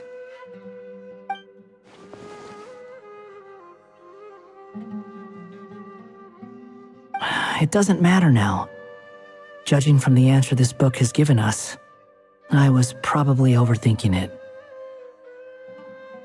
Just as well, with the ley lines rejecting him like this, the people who still remember him are his only remaining connection to this place. If that last fragile tie was broken, who can say what devastation his unbound body might unleash? And to think I'm one of the people keeping you here, instrumental in helping change your fate. Can't say I saw it coming. Well, if it's good enough for Hat Guy, it's good enough for me. After all, he is about as odd as humans get. Excuse me?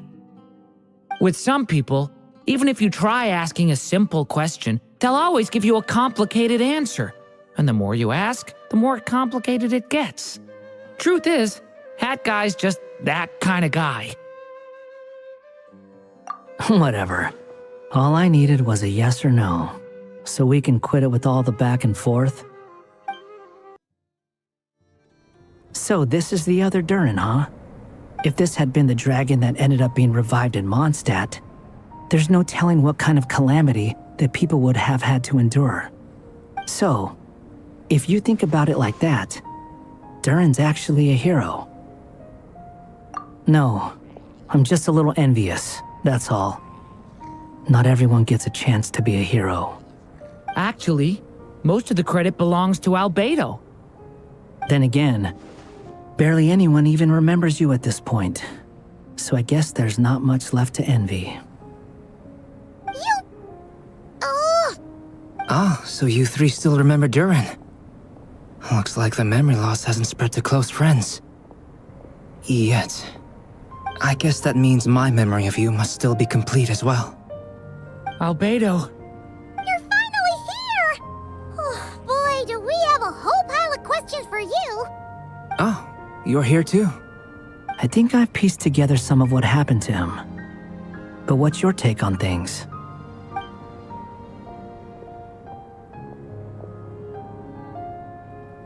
Master Jean filled me in on what happened, and I've got a few theories. But let's get on the same page first.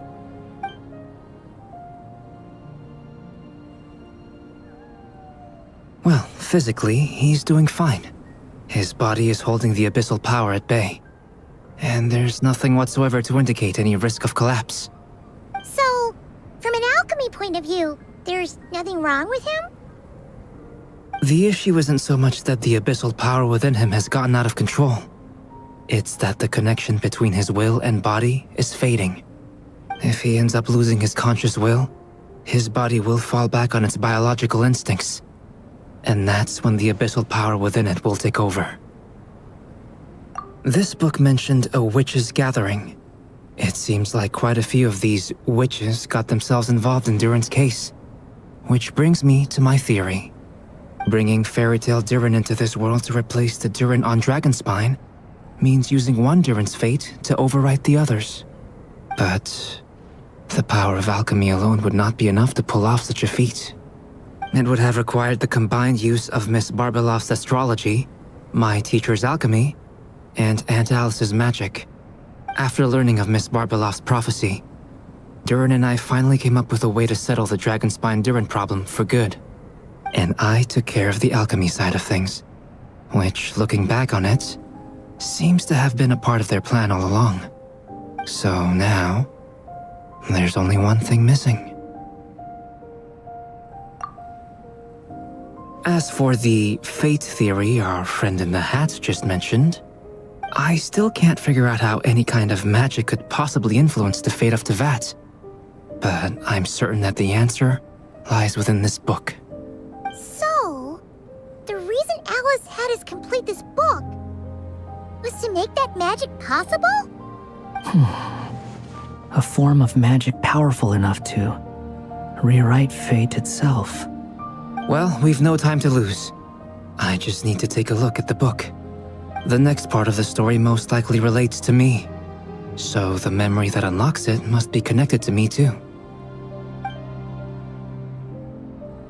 Huh? The giant tree was home to a broken branch, the shape of its splintered arm aligning perfectly with the branch that had burst forth from the castle walls. Join yourself to that broken bough, for there you may take root at last, and henceforth bask in the sun and rain of the world beyond the castle. But first, fetch the stickiest clay and let it bind the scar of the break. I see.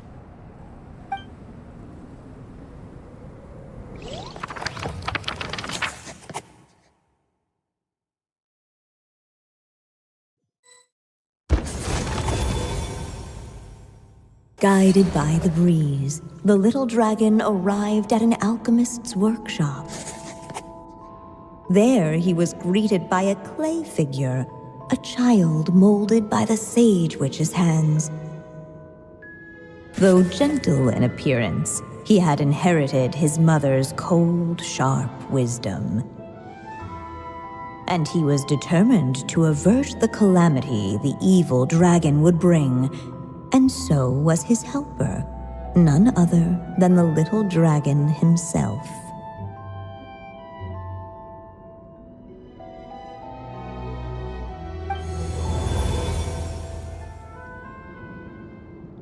What is this place? It looks like it's modeled after an alchemist's workshop. Or rather, a cliched stereotype of one. Albedo? Hold on. Why do I look like this? Oh, yeah! We forgot to tell you.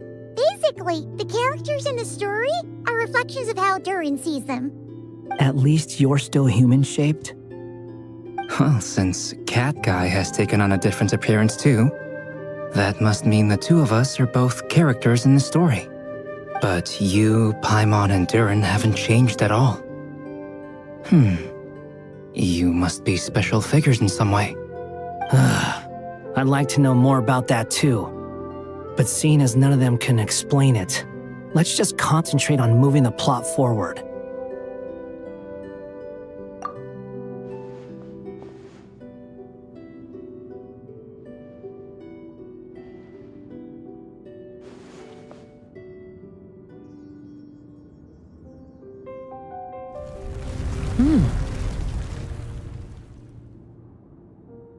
And just like that, the group stumbled upon a hidden passageway. Intricately crafted, it seemed to lead them towards another exciting chapter of the tale. Come on! What are we waiting for? Next chapter, here we come! Ouch! But this was a chapter that had not yet been written. Ahead of them was a storyless void, and they could go no further. What? Then what's the point of having a path here? Sounds like a pretty bad habit for a writer.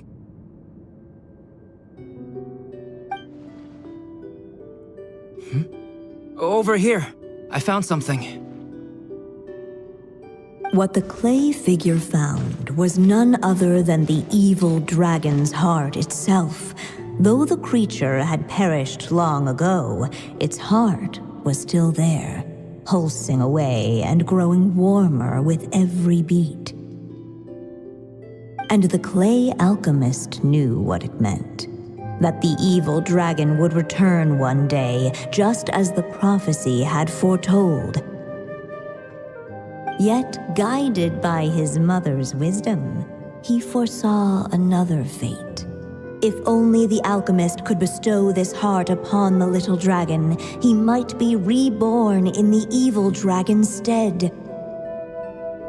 Only then would the evil dragon's heart grow still, and the little one inherit its tale. Sounds like this chapter is about Albedo bringing me to life? If that really was the solution, though, this would have been over the minute I finished the transmutation. So why is Durin still being forgotten? There has to be some other reason. Yeah, I'd like to explore the area a bit more.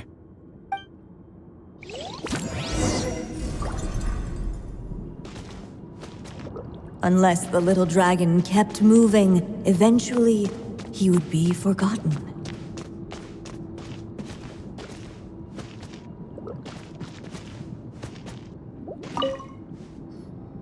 The evil dragon's heart continued to beat, as if waiting for the little dragon to accept it as his own. Looks like we have no choice but to get this done. Whatever happens next, Durin is going to need all of our help.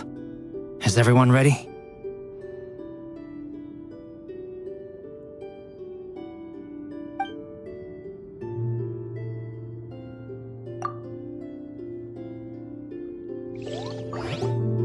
The little dragon and his companions.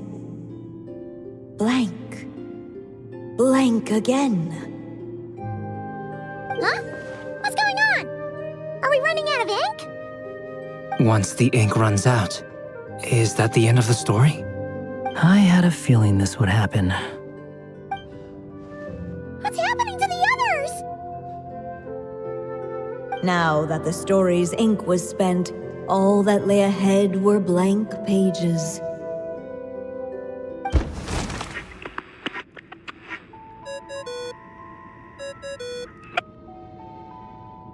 Hello, children.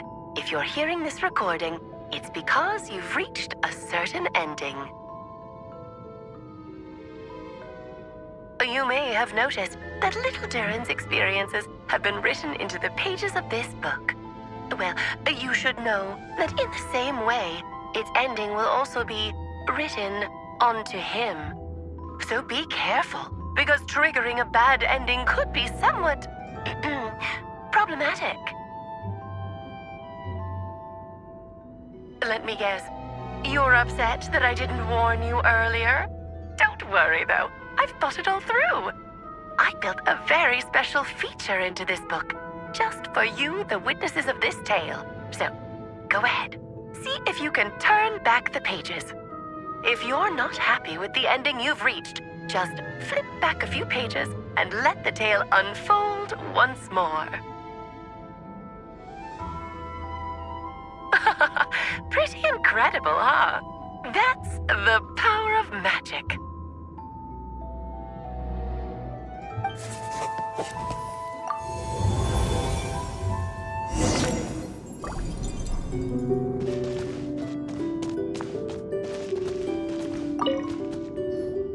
Do you think we could just destroy it? Be it the calamity headed for Mondstadt or my inability to leave behind a story of my own, doesn't it all come down to the fact that this heart never truly died? What if, here in this story, we could finally destroy it? Could Aunt Alice's magic really allow us to do what's theoretically meant to be impossible? Either way, it's an intriguing idea. I'm not opposed to giving it a shot. Durin! It's just... I'm still afraid someday, even you guys will end up forgetting me. If there's even the slightest chance it'll prevent that, I'm willing to try anything. But I'm not sure if I can destroy it on my own. Chances are, I'm gonna need your help again.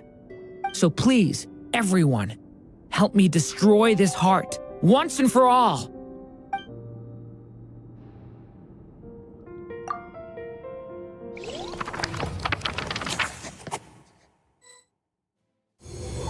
With the help of his friends, the little dragon destroyed the evil dragon's heart, using up every last ounce of his strength. In his eyes, this would ensure that his story and his alone remained in the world beyond the castle's walls. But the evil dragon's heart was like a great tree with roots digging deep beneath the surface. Cutting off the branches did not kill it. No, it just made it impossible for a new branch to take their place. The gnarled roots retreated back into the frozen earth, biding their time for a chance to bud again. Cut off from their source, the rootless branches above the surface slowly withered away. The little dragon's story faded into nothingness, and in the world beyond the castle, only the evil dragon's tale endured. Who am I? Is this me? And so the story ended, with the little dragon fading from sight, leaving nothing but the evil dragon's shadow in his place. Oh no! That means Durin! What do we do now?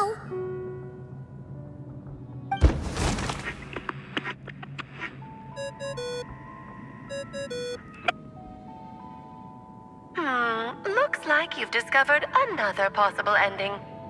Do not lose hope.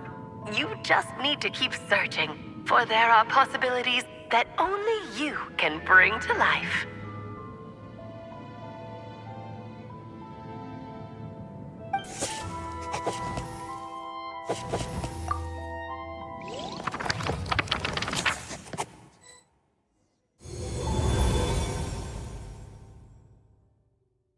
But didn't we already try all the options?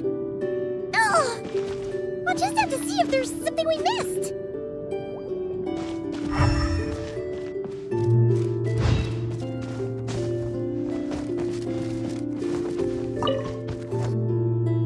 you are. Oh, hello there. Hey, it's Mini Durin again! What are you doing holed up in here? I was worried I'd scare everyone off, so I've been hiding out here all this time. You must be really nervous, huh? I guess I am a little nervous, but I'm also excited. I'm gonna get to stop the evil dragon and even become a human. It's all thanks to that clay man. He's the one who talked me into it. And once I'm a human, I'll be able to make loads of friends and do tons of important things. You'll make lots of friends, that's for sure. And go on many unforgettable adventures. I'm so glad to hear it. The only thing is, the clay man said becoming human isn't gonna be easy. So I'm feeling a little anxious too. He's right about that. Even if you manage to become a human, there will always be tougher challenges on the road ahead. Really? But even so, your friends will be there to help you. Oh? Then I'm not afraid. Funny, isn't it? After talking to you, I'm not afraid anymore either. So, are you ready now? Yep, I'm ready to become a human. What the clay figure found was none other than the evil dragon's heart itself. Though the creature had perished long ago, its heart was still there, pulsing away and growing warmer with every beat. And the clay alchemist knew what it meant. That the evil dragon would return one day, just as the prophecy had foretold. Yet, guided by his mother's wisdom, he foresaw another fate. If only the alchemist could bestow this heart upon the little dragon, he might be reborn in the evil dragon's stead. Only then would the evil dragon's heart grow still, and the little one inherit its tale. At last, the little dragon accepted the evil dragon's heart, and a new life came into being. The evil dragon's heart beat in his chest, and the little dragon's soul guided him forward. Thus did the prophecy hold true, even as fate had been rewritten, and so was the little dragon born anew.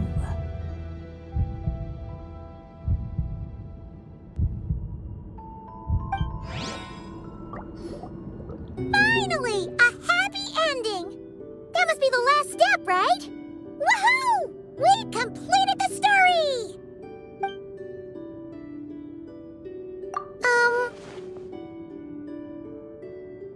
Born anew, the little dragon set off once more, his story far from over. Huh? So, that wasn't the end? What comes next might be the most crucial part of all. The real last step. If fate really is as devious as they say, then I say, show us what you've got. Wow! You're all so serious all of a sudden.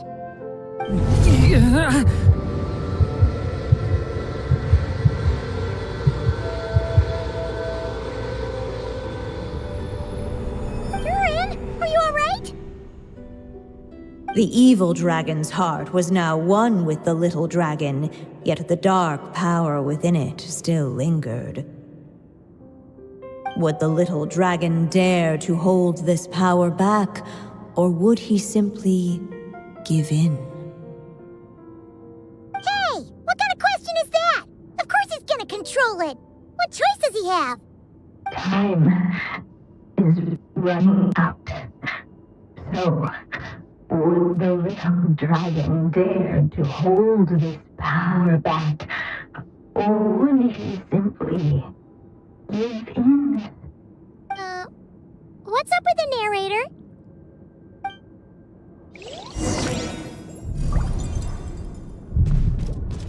Would he dare to hold this power back? Or would he simply give in?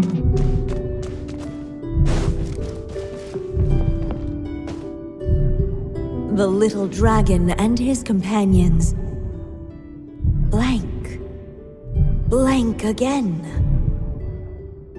Huh? What's going on? Are we running out of ink? Once the ink runs out, is that the end of the story? I had a feeling this would happen. What's happening to the others? Now that the story's ink was spent, all that lay ahead were blank pages.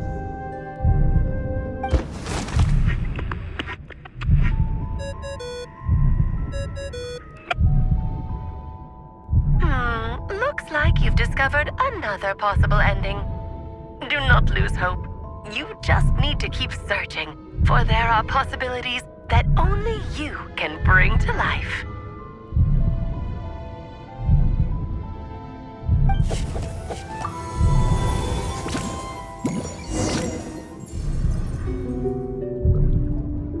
Would he dare to hold this power back? Or would... Returning to the castle. I just never thought crossing over into a new world would create so much trouble. All I wanted was to make some friends. I'm starting to think I kinda miss being in 𝐈𝐦𝐻𝐿. You might look back on it with fondness, but if I were you, I wouldn't miss it. Why? Sometimes, moving on with your life comes at a cost. But that's better than going nowhere at all. You don't have to worry, Durin. No matter what problem you face, there will always be a solution. Okay. Sometimes I wish I could just go back and see it again.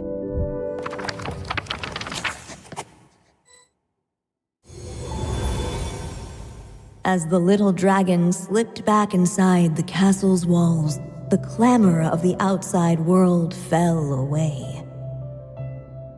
There was no danger here, no problems for the little dragon to resolve. As soon as his mother finished her story, it was time for the child to drift off into the world of dreams. And so the story ended, with the little dragon fast asleep in his castle, just like he had never even hatched. What's going on? I feel so weak. Hey, what's happening? Durin, wake up! But this can't be how it ends. Durin promised to bring back everyone's memories. There's no way he'd accept an ending like this.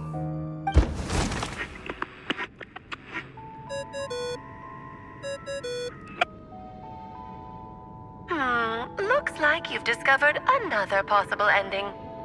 Do not lose hope. You just need to keep searching, for there are possibilities that only you can bring to life.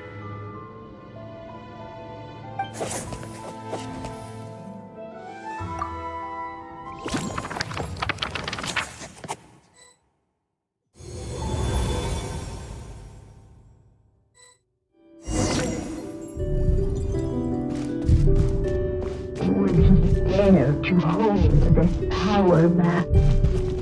Or would he simply give in?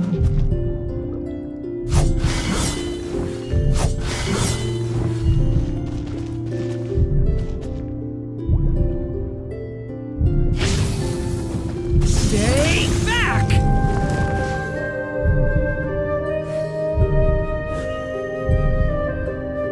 Would he dare to hold this power back? Or would he simply give in?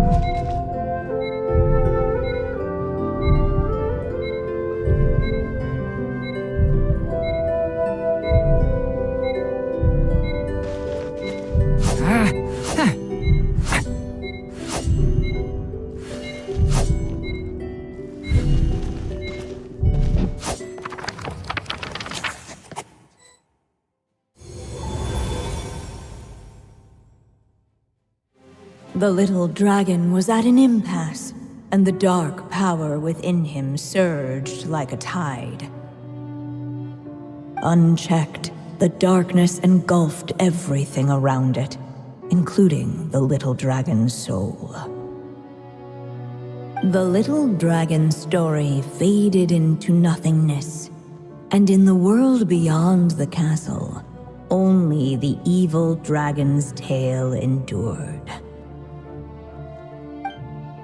Is this me? And so the story ended, with the little dragon fading from sight, leaving nothing but the evil dragon's shadow in his place. Oh no! That means Durin... What do we do now?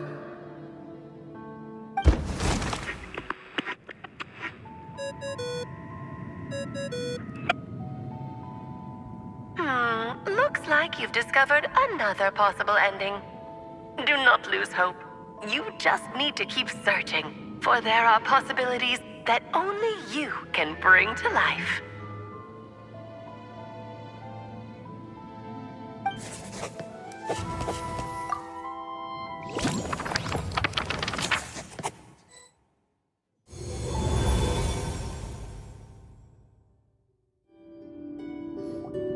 What's going on here?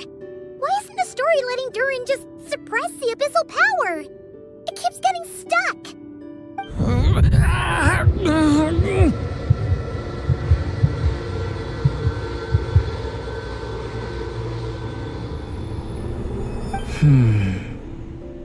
It seems the act of suppressing the power counts as an event in the story. In other words, we would need ink to write it in. So, what now? Did we use too much earlier? How are we supposed to write a happy ending with only this much left? But... Well, this is Durin's story. As long as he's alive and well, why should it end? If there really is such a direct correlation between the story and his fate, I may have a potential hypothesis. Durin was, and still is in essence, a storybook character, written into being by M. From the moment he was born, he has always dwelt within her story. And I suspect that has remained the case, even after his arrival in Teyvat. Reviving Durin in the evil dragon's place was an act of grafting this Durin story onto the latter's fate. In essence, that is how his fate was rewritten. But there is a fundamental difference between a being's story and its fate. As Miss Barbeloth reminded us, the fate of every living being in Teyvat has been woven into the fabric of time. Its most natural path, therefore, is to proceed along its given track. But Durin's story, on the other hand... As Durin's connection to this world wore thin, not only have people started to forget him, he started to lose control of the abyssal power within. In other words, his story can't continue, because the author's ink is drying up. That's what it seems like to me. It would seem the little dragon had made a group of fine friends indeed. Save it. The question is, are you here to help him, or stand in his way? This is as far as the story can go. What path will you choose? I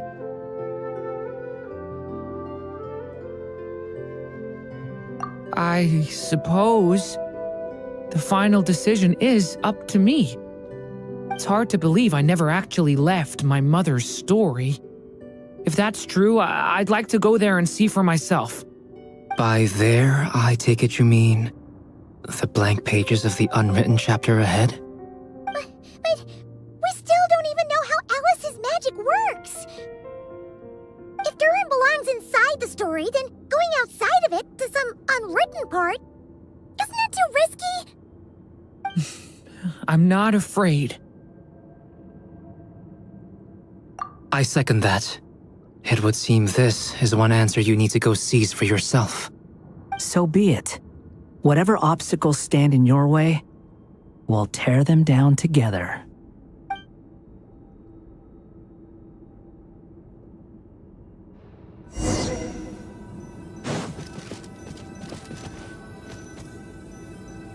Facing that invisible wall, it was as if the little dragon was staring at the uncrossable edge of existence itself.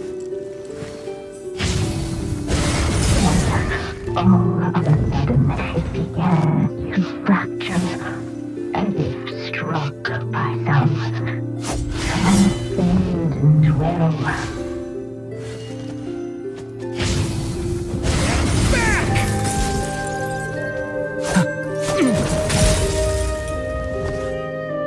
Gotta keep going.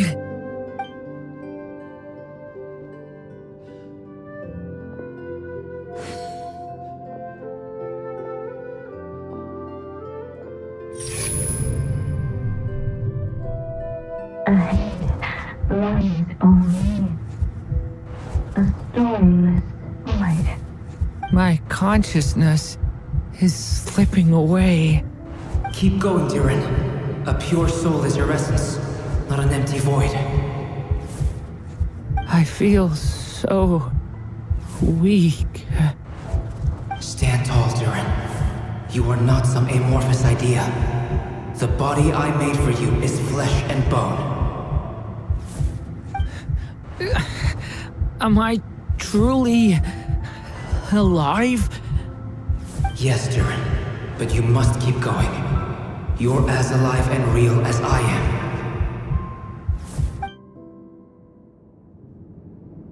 I can't feel a connection. You're not alone in this world, Durin.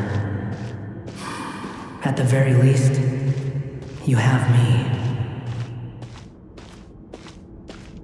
I can't remember anything. Who am I? Your name is Durin, and there are many who still remember it. My name is Durin. You're taking too long. Come on, Durin, run! In this world, fate waits for no one. Wait! Where am I meant to go? What am I supposed to do? Go. Make your wish come true, Durin. My wish?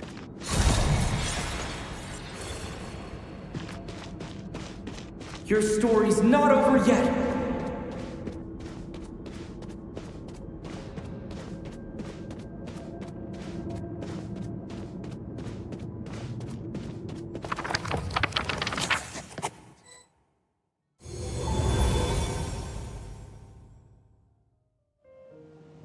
Silence, huh?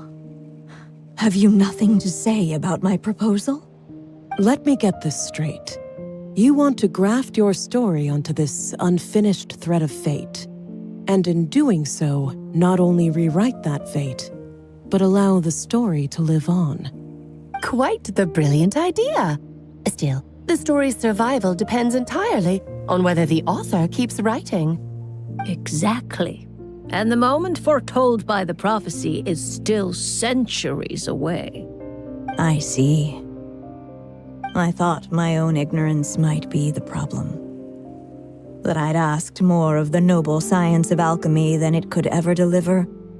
Or that I had failed to discern the heavenly signs and grasp the secret truth underlying the prophecy. Little did I imagine that time itself would prove to be the greatest hurdle of all. Well, my friend, this has been a most intriguing experiment. And from an academic perspective, at least, I don't think it was a bad proposal. Someday, the prophecy will come to pass. So remember, my friend, much like the stars themselves, there will always be something that transcends the test of time. Thank you, everyone. You've helped me so much already. But, Alice, I still have one final favor to ask of you. Will you lend me your magic one last time, just enough for me to keep his story alive until the prophecy is fulfilled? You mean you want me to extend your lifespan? No, not in that sense. As Rhindaughter once told me, the laws governing life and death are among the most unyielding in this world. I'm well aware of that. Whether it lasts a day or an age, the span of one's life is determined by fate alone. If I tried to breach that law by force, I'm afraid I would lose what makes me human. This is not a path I want to go down. If I am to die, then I shall die a human. So what is it that you want me to do? I would like you to send this pen of mine into the future. I see. Then perhaps there really is a way I can help. I could create a kind of story magic to take over the writing once you're gone. Oh, but for it to work, you would need to provide enough of your own words for it to learn from. How much? Oh, an immense amount. So much, in fact, that you would have to spend the rest of your life writing. And even then, I'm sorry to say, it would not last forever. No matter how much you write, there is a limit to the number of words you can leave behind. But the world itself will never stop changing. Someday, perhaps, even your entire corpus will not be enough for the magic to continue describing this world. And when that happens, the story will end. Still, it's worth a try.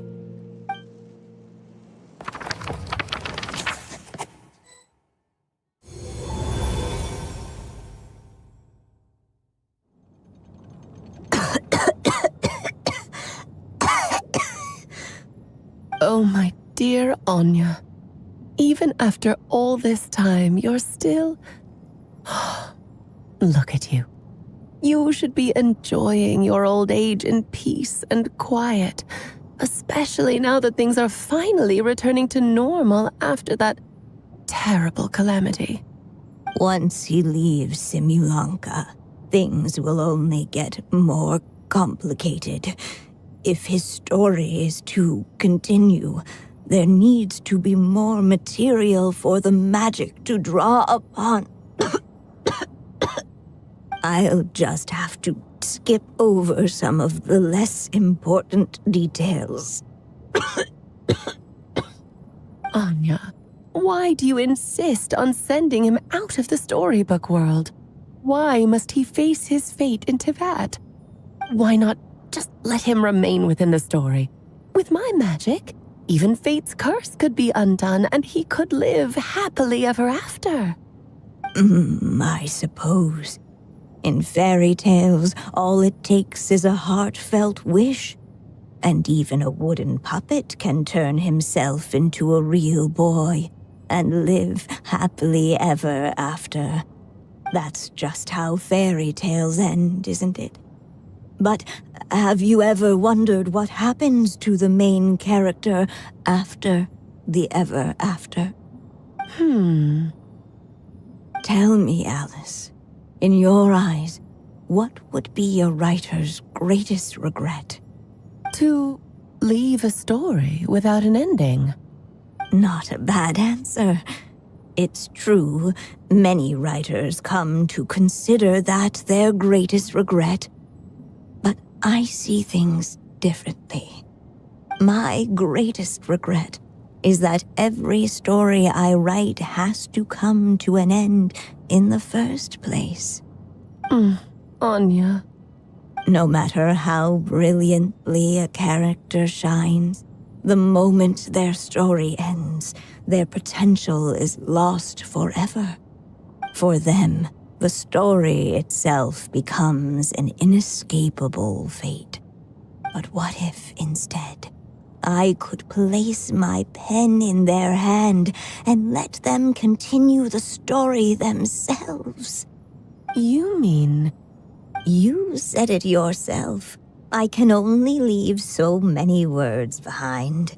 Even with your magic, the idea that I could keep the story going until the prophecy comes to pass is wishful thinking at best. But I've found a way to use your magic to transform some of my finished stories into a special kind of ink. This ink is a magical medium he can use to complete the story the way he wants to. For what is storytelling but another kind of magic? And if he can experience the whole tale himself while leaving behind his own wishes and aspirations, even once he reaches the chapter where I stopped, he'll still be able to carry the story forward on his own. And so, by leaving him this ink, I can entrust him with the responsibility of writing his own story. A character with the power to write their own story. That way, he'll finally be free from the cage that is my pen. And like anyone else living in the real world, he can go on to create a life of his own. And you no longer need to worry about the constraints of my magic. What a brilliant idea, Anya. But there are still risks. First of all, once he arrives in Teyvat, he'll have to rely entirely on the story you left him to maintain his connection to that world.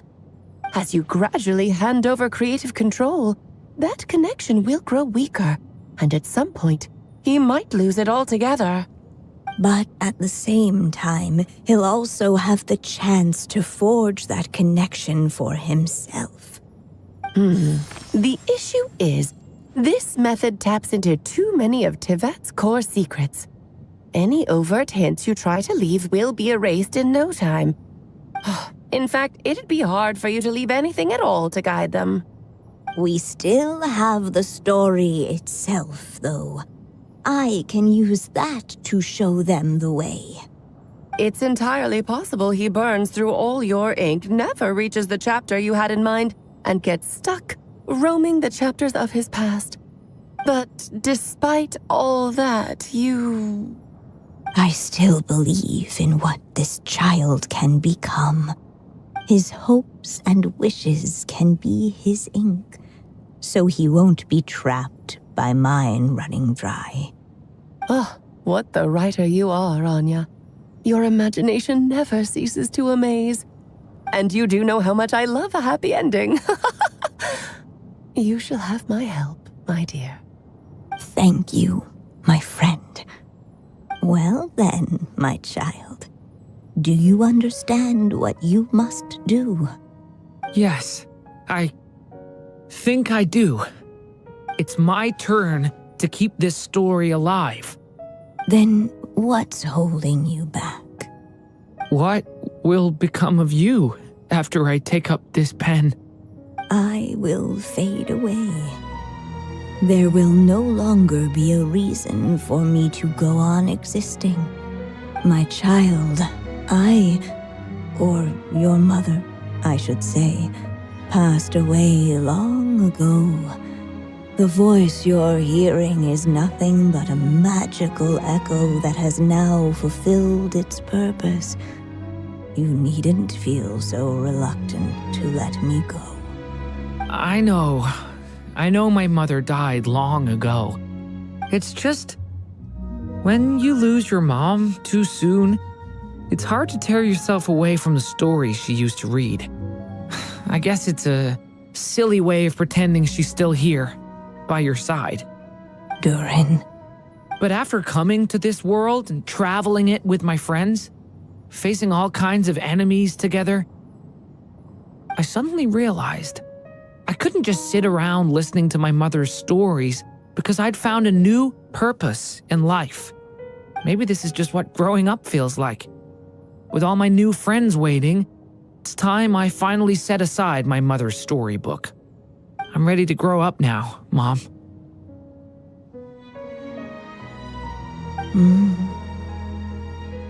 Then take this. A gift I should have given you a long time ago. You've witnessed this story from the very beginning, made your wishes, offered your blessings, and even wrote your choices into its pages. From here on out, this pen is yours. Now I ask of you, the other pillar of this story, as both its reader and its witness, will you turn the page so the next chapter can begin?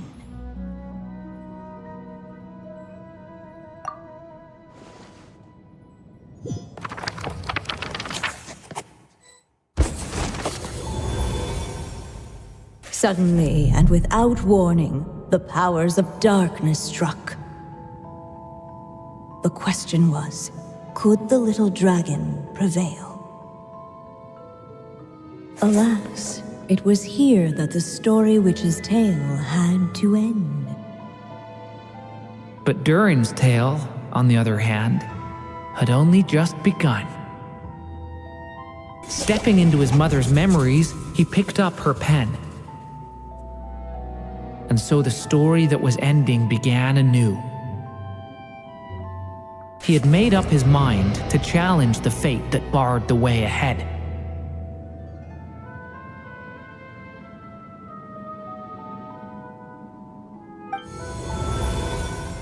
Looks like this is the final step. A chance to strike back at fate? Now that's not something that comes knocking every day.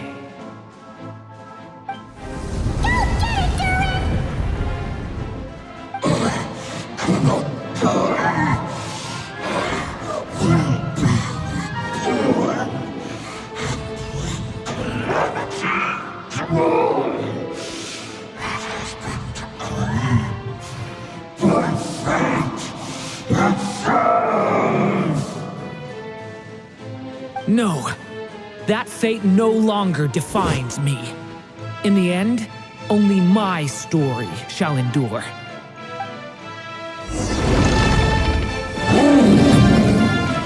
Devouring Claw!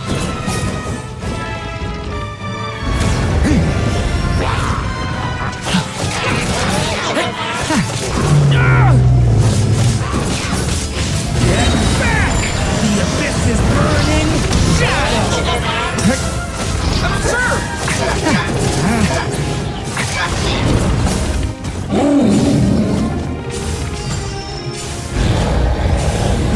No dodging this one. Here, I'll help lift you up.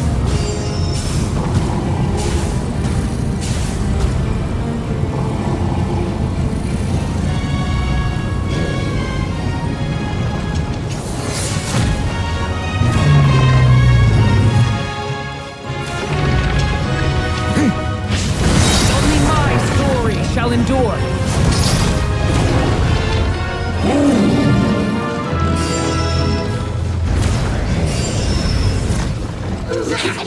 Stay back! Turning point in fate!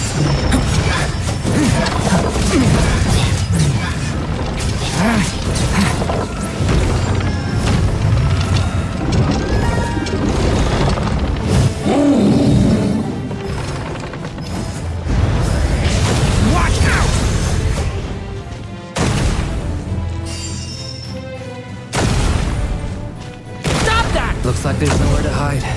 Here, I'll cover for you.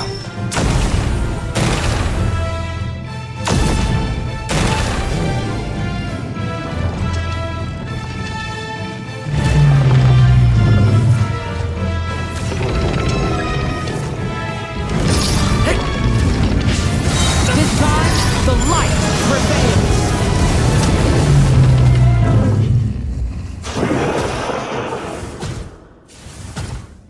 Thank you, Mom. And so it was that Durin defeated the darkness and rewrote his fate. But his story is far from over.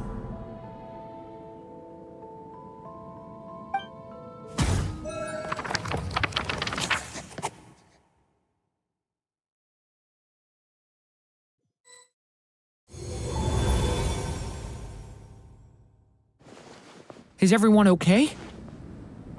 We're fine, thanks. And hey, we all saw how you fought back there. That was awesome! I have to admit, I do feel like something in me has changed. I owe you all so much. Without your help, I don't know if I could have ever made it this far. Just a shame I could only help out from the sidelines. Like I said before, it's not every day that you get to put fate in its place. Well, I'm sure you'll hear it someday. Hear what? The chance to strike back at fate knocking at your door. Yeah, maybe someday. Allow me to just check one thing.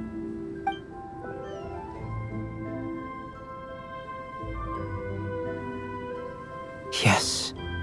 The abyssal power within you has stabilized again. And those strange symptoms you were experiencing seem to have completely disappeared. Oh, thank goodness! I wonder what it means, though. Aside from the principles of alchemy, what other law of this world governs his being? Look, it all turned out fine, so just leave it at that. Now that this one's out of danger, it's time for me to get out of here. You're leaving so soon? Don't humans usually throw a party after something like this? A party? Do I look like that kind of guy? Anyway, come find me again next time you're in trouble.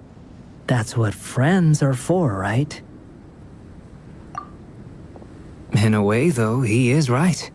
This is Durin's moment to celebrate, not the time for academic discussions. Hey, I don't blame you for asking. And honestly, I'd be perfectly happy to talk about it. It's just, I wouldn't even know where to start. It's all right. I'm sure we'll get a chance at some point. After all, your story's only just begun. All right then. Traveler and Paimon, we'll part ways here. Given the extraordinary nature of the things we witnessed today, I need to make sure it's all recorded properly. Okay, see ya! So, it's party time next? Huh?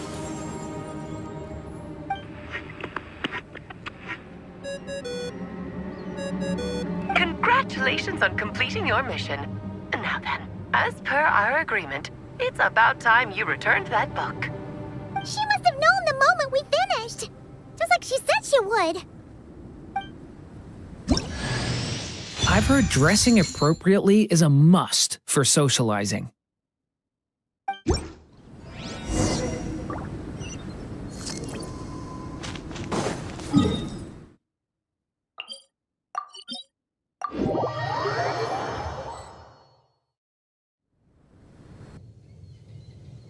Oh, my writer and witness. It's been quite the journey, hasn't it? You had special plans for the traveler from the start, didn't you? But of course, that goes without saying. For a story to live on, it needs both a writer and a reader. Only then can my magic take effect. I chose the traveler as the witness because of the special nature of who he is. It's not easy finding someone with that kind of background, you know. For a moment, I even considered taking the role myself. At least it made for an interesting story, right? Huh? What are you doing here, tone-deaf bard? With the 𝐏𝐥𝐚𝐲𝐞𝐫 carrying out such a risky experiment in Mondstadt, it didn't cross your minds that the Animo Archon might be slightly curious? Sorry for the trouble, Lord Barbados. Think nothing of it. I dare say the Animo Archon quite enjoyed coming along for the ride. Now then, as agreed, let us see the fruits of your labor. Here, please take a look. Well. Somehow, despite all my careful planning, it still turned out to be full of surprises. It never even crossed my mind that Rhindotter's child would be capable of handling that kind of alchemy in her stead. When he asked for help with the materials, oh my, I nearly couldn't believe it.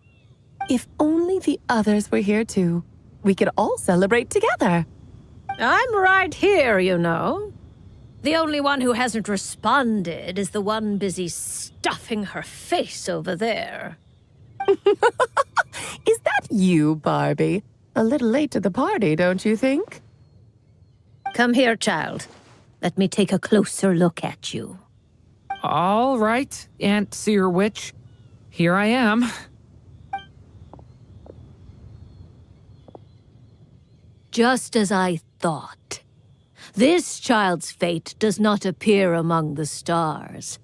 Anya has accomplished what almost no one before her could. What does that mean? Child, all you need to know is that you're very lucky indeed. Oh.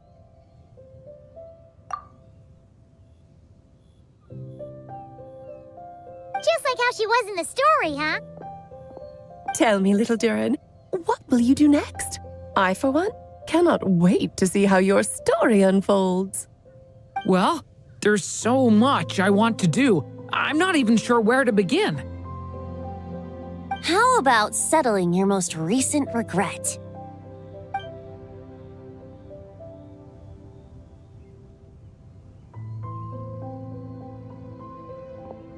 Not so fast, Tone-Deaf Bard.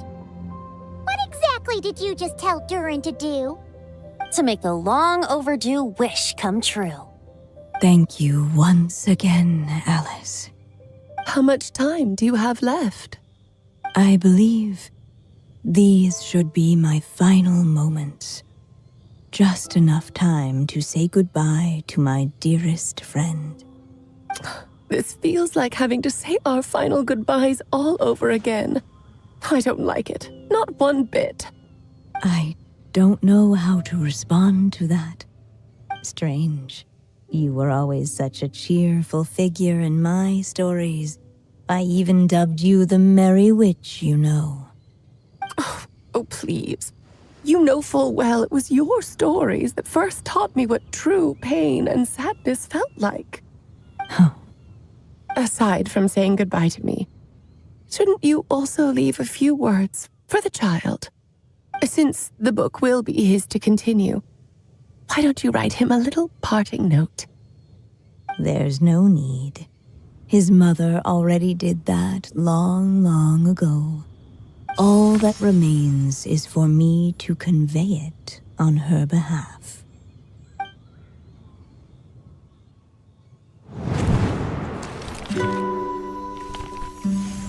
My child, these may be the last words I get to leave you.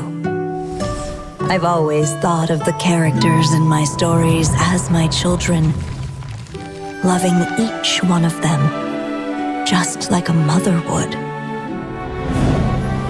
But you are the most extraordinary of them all.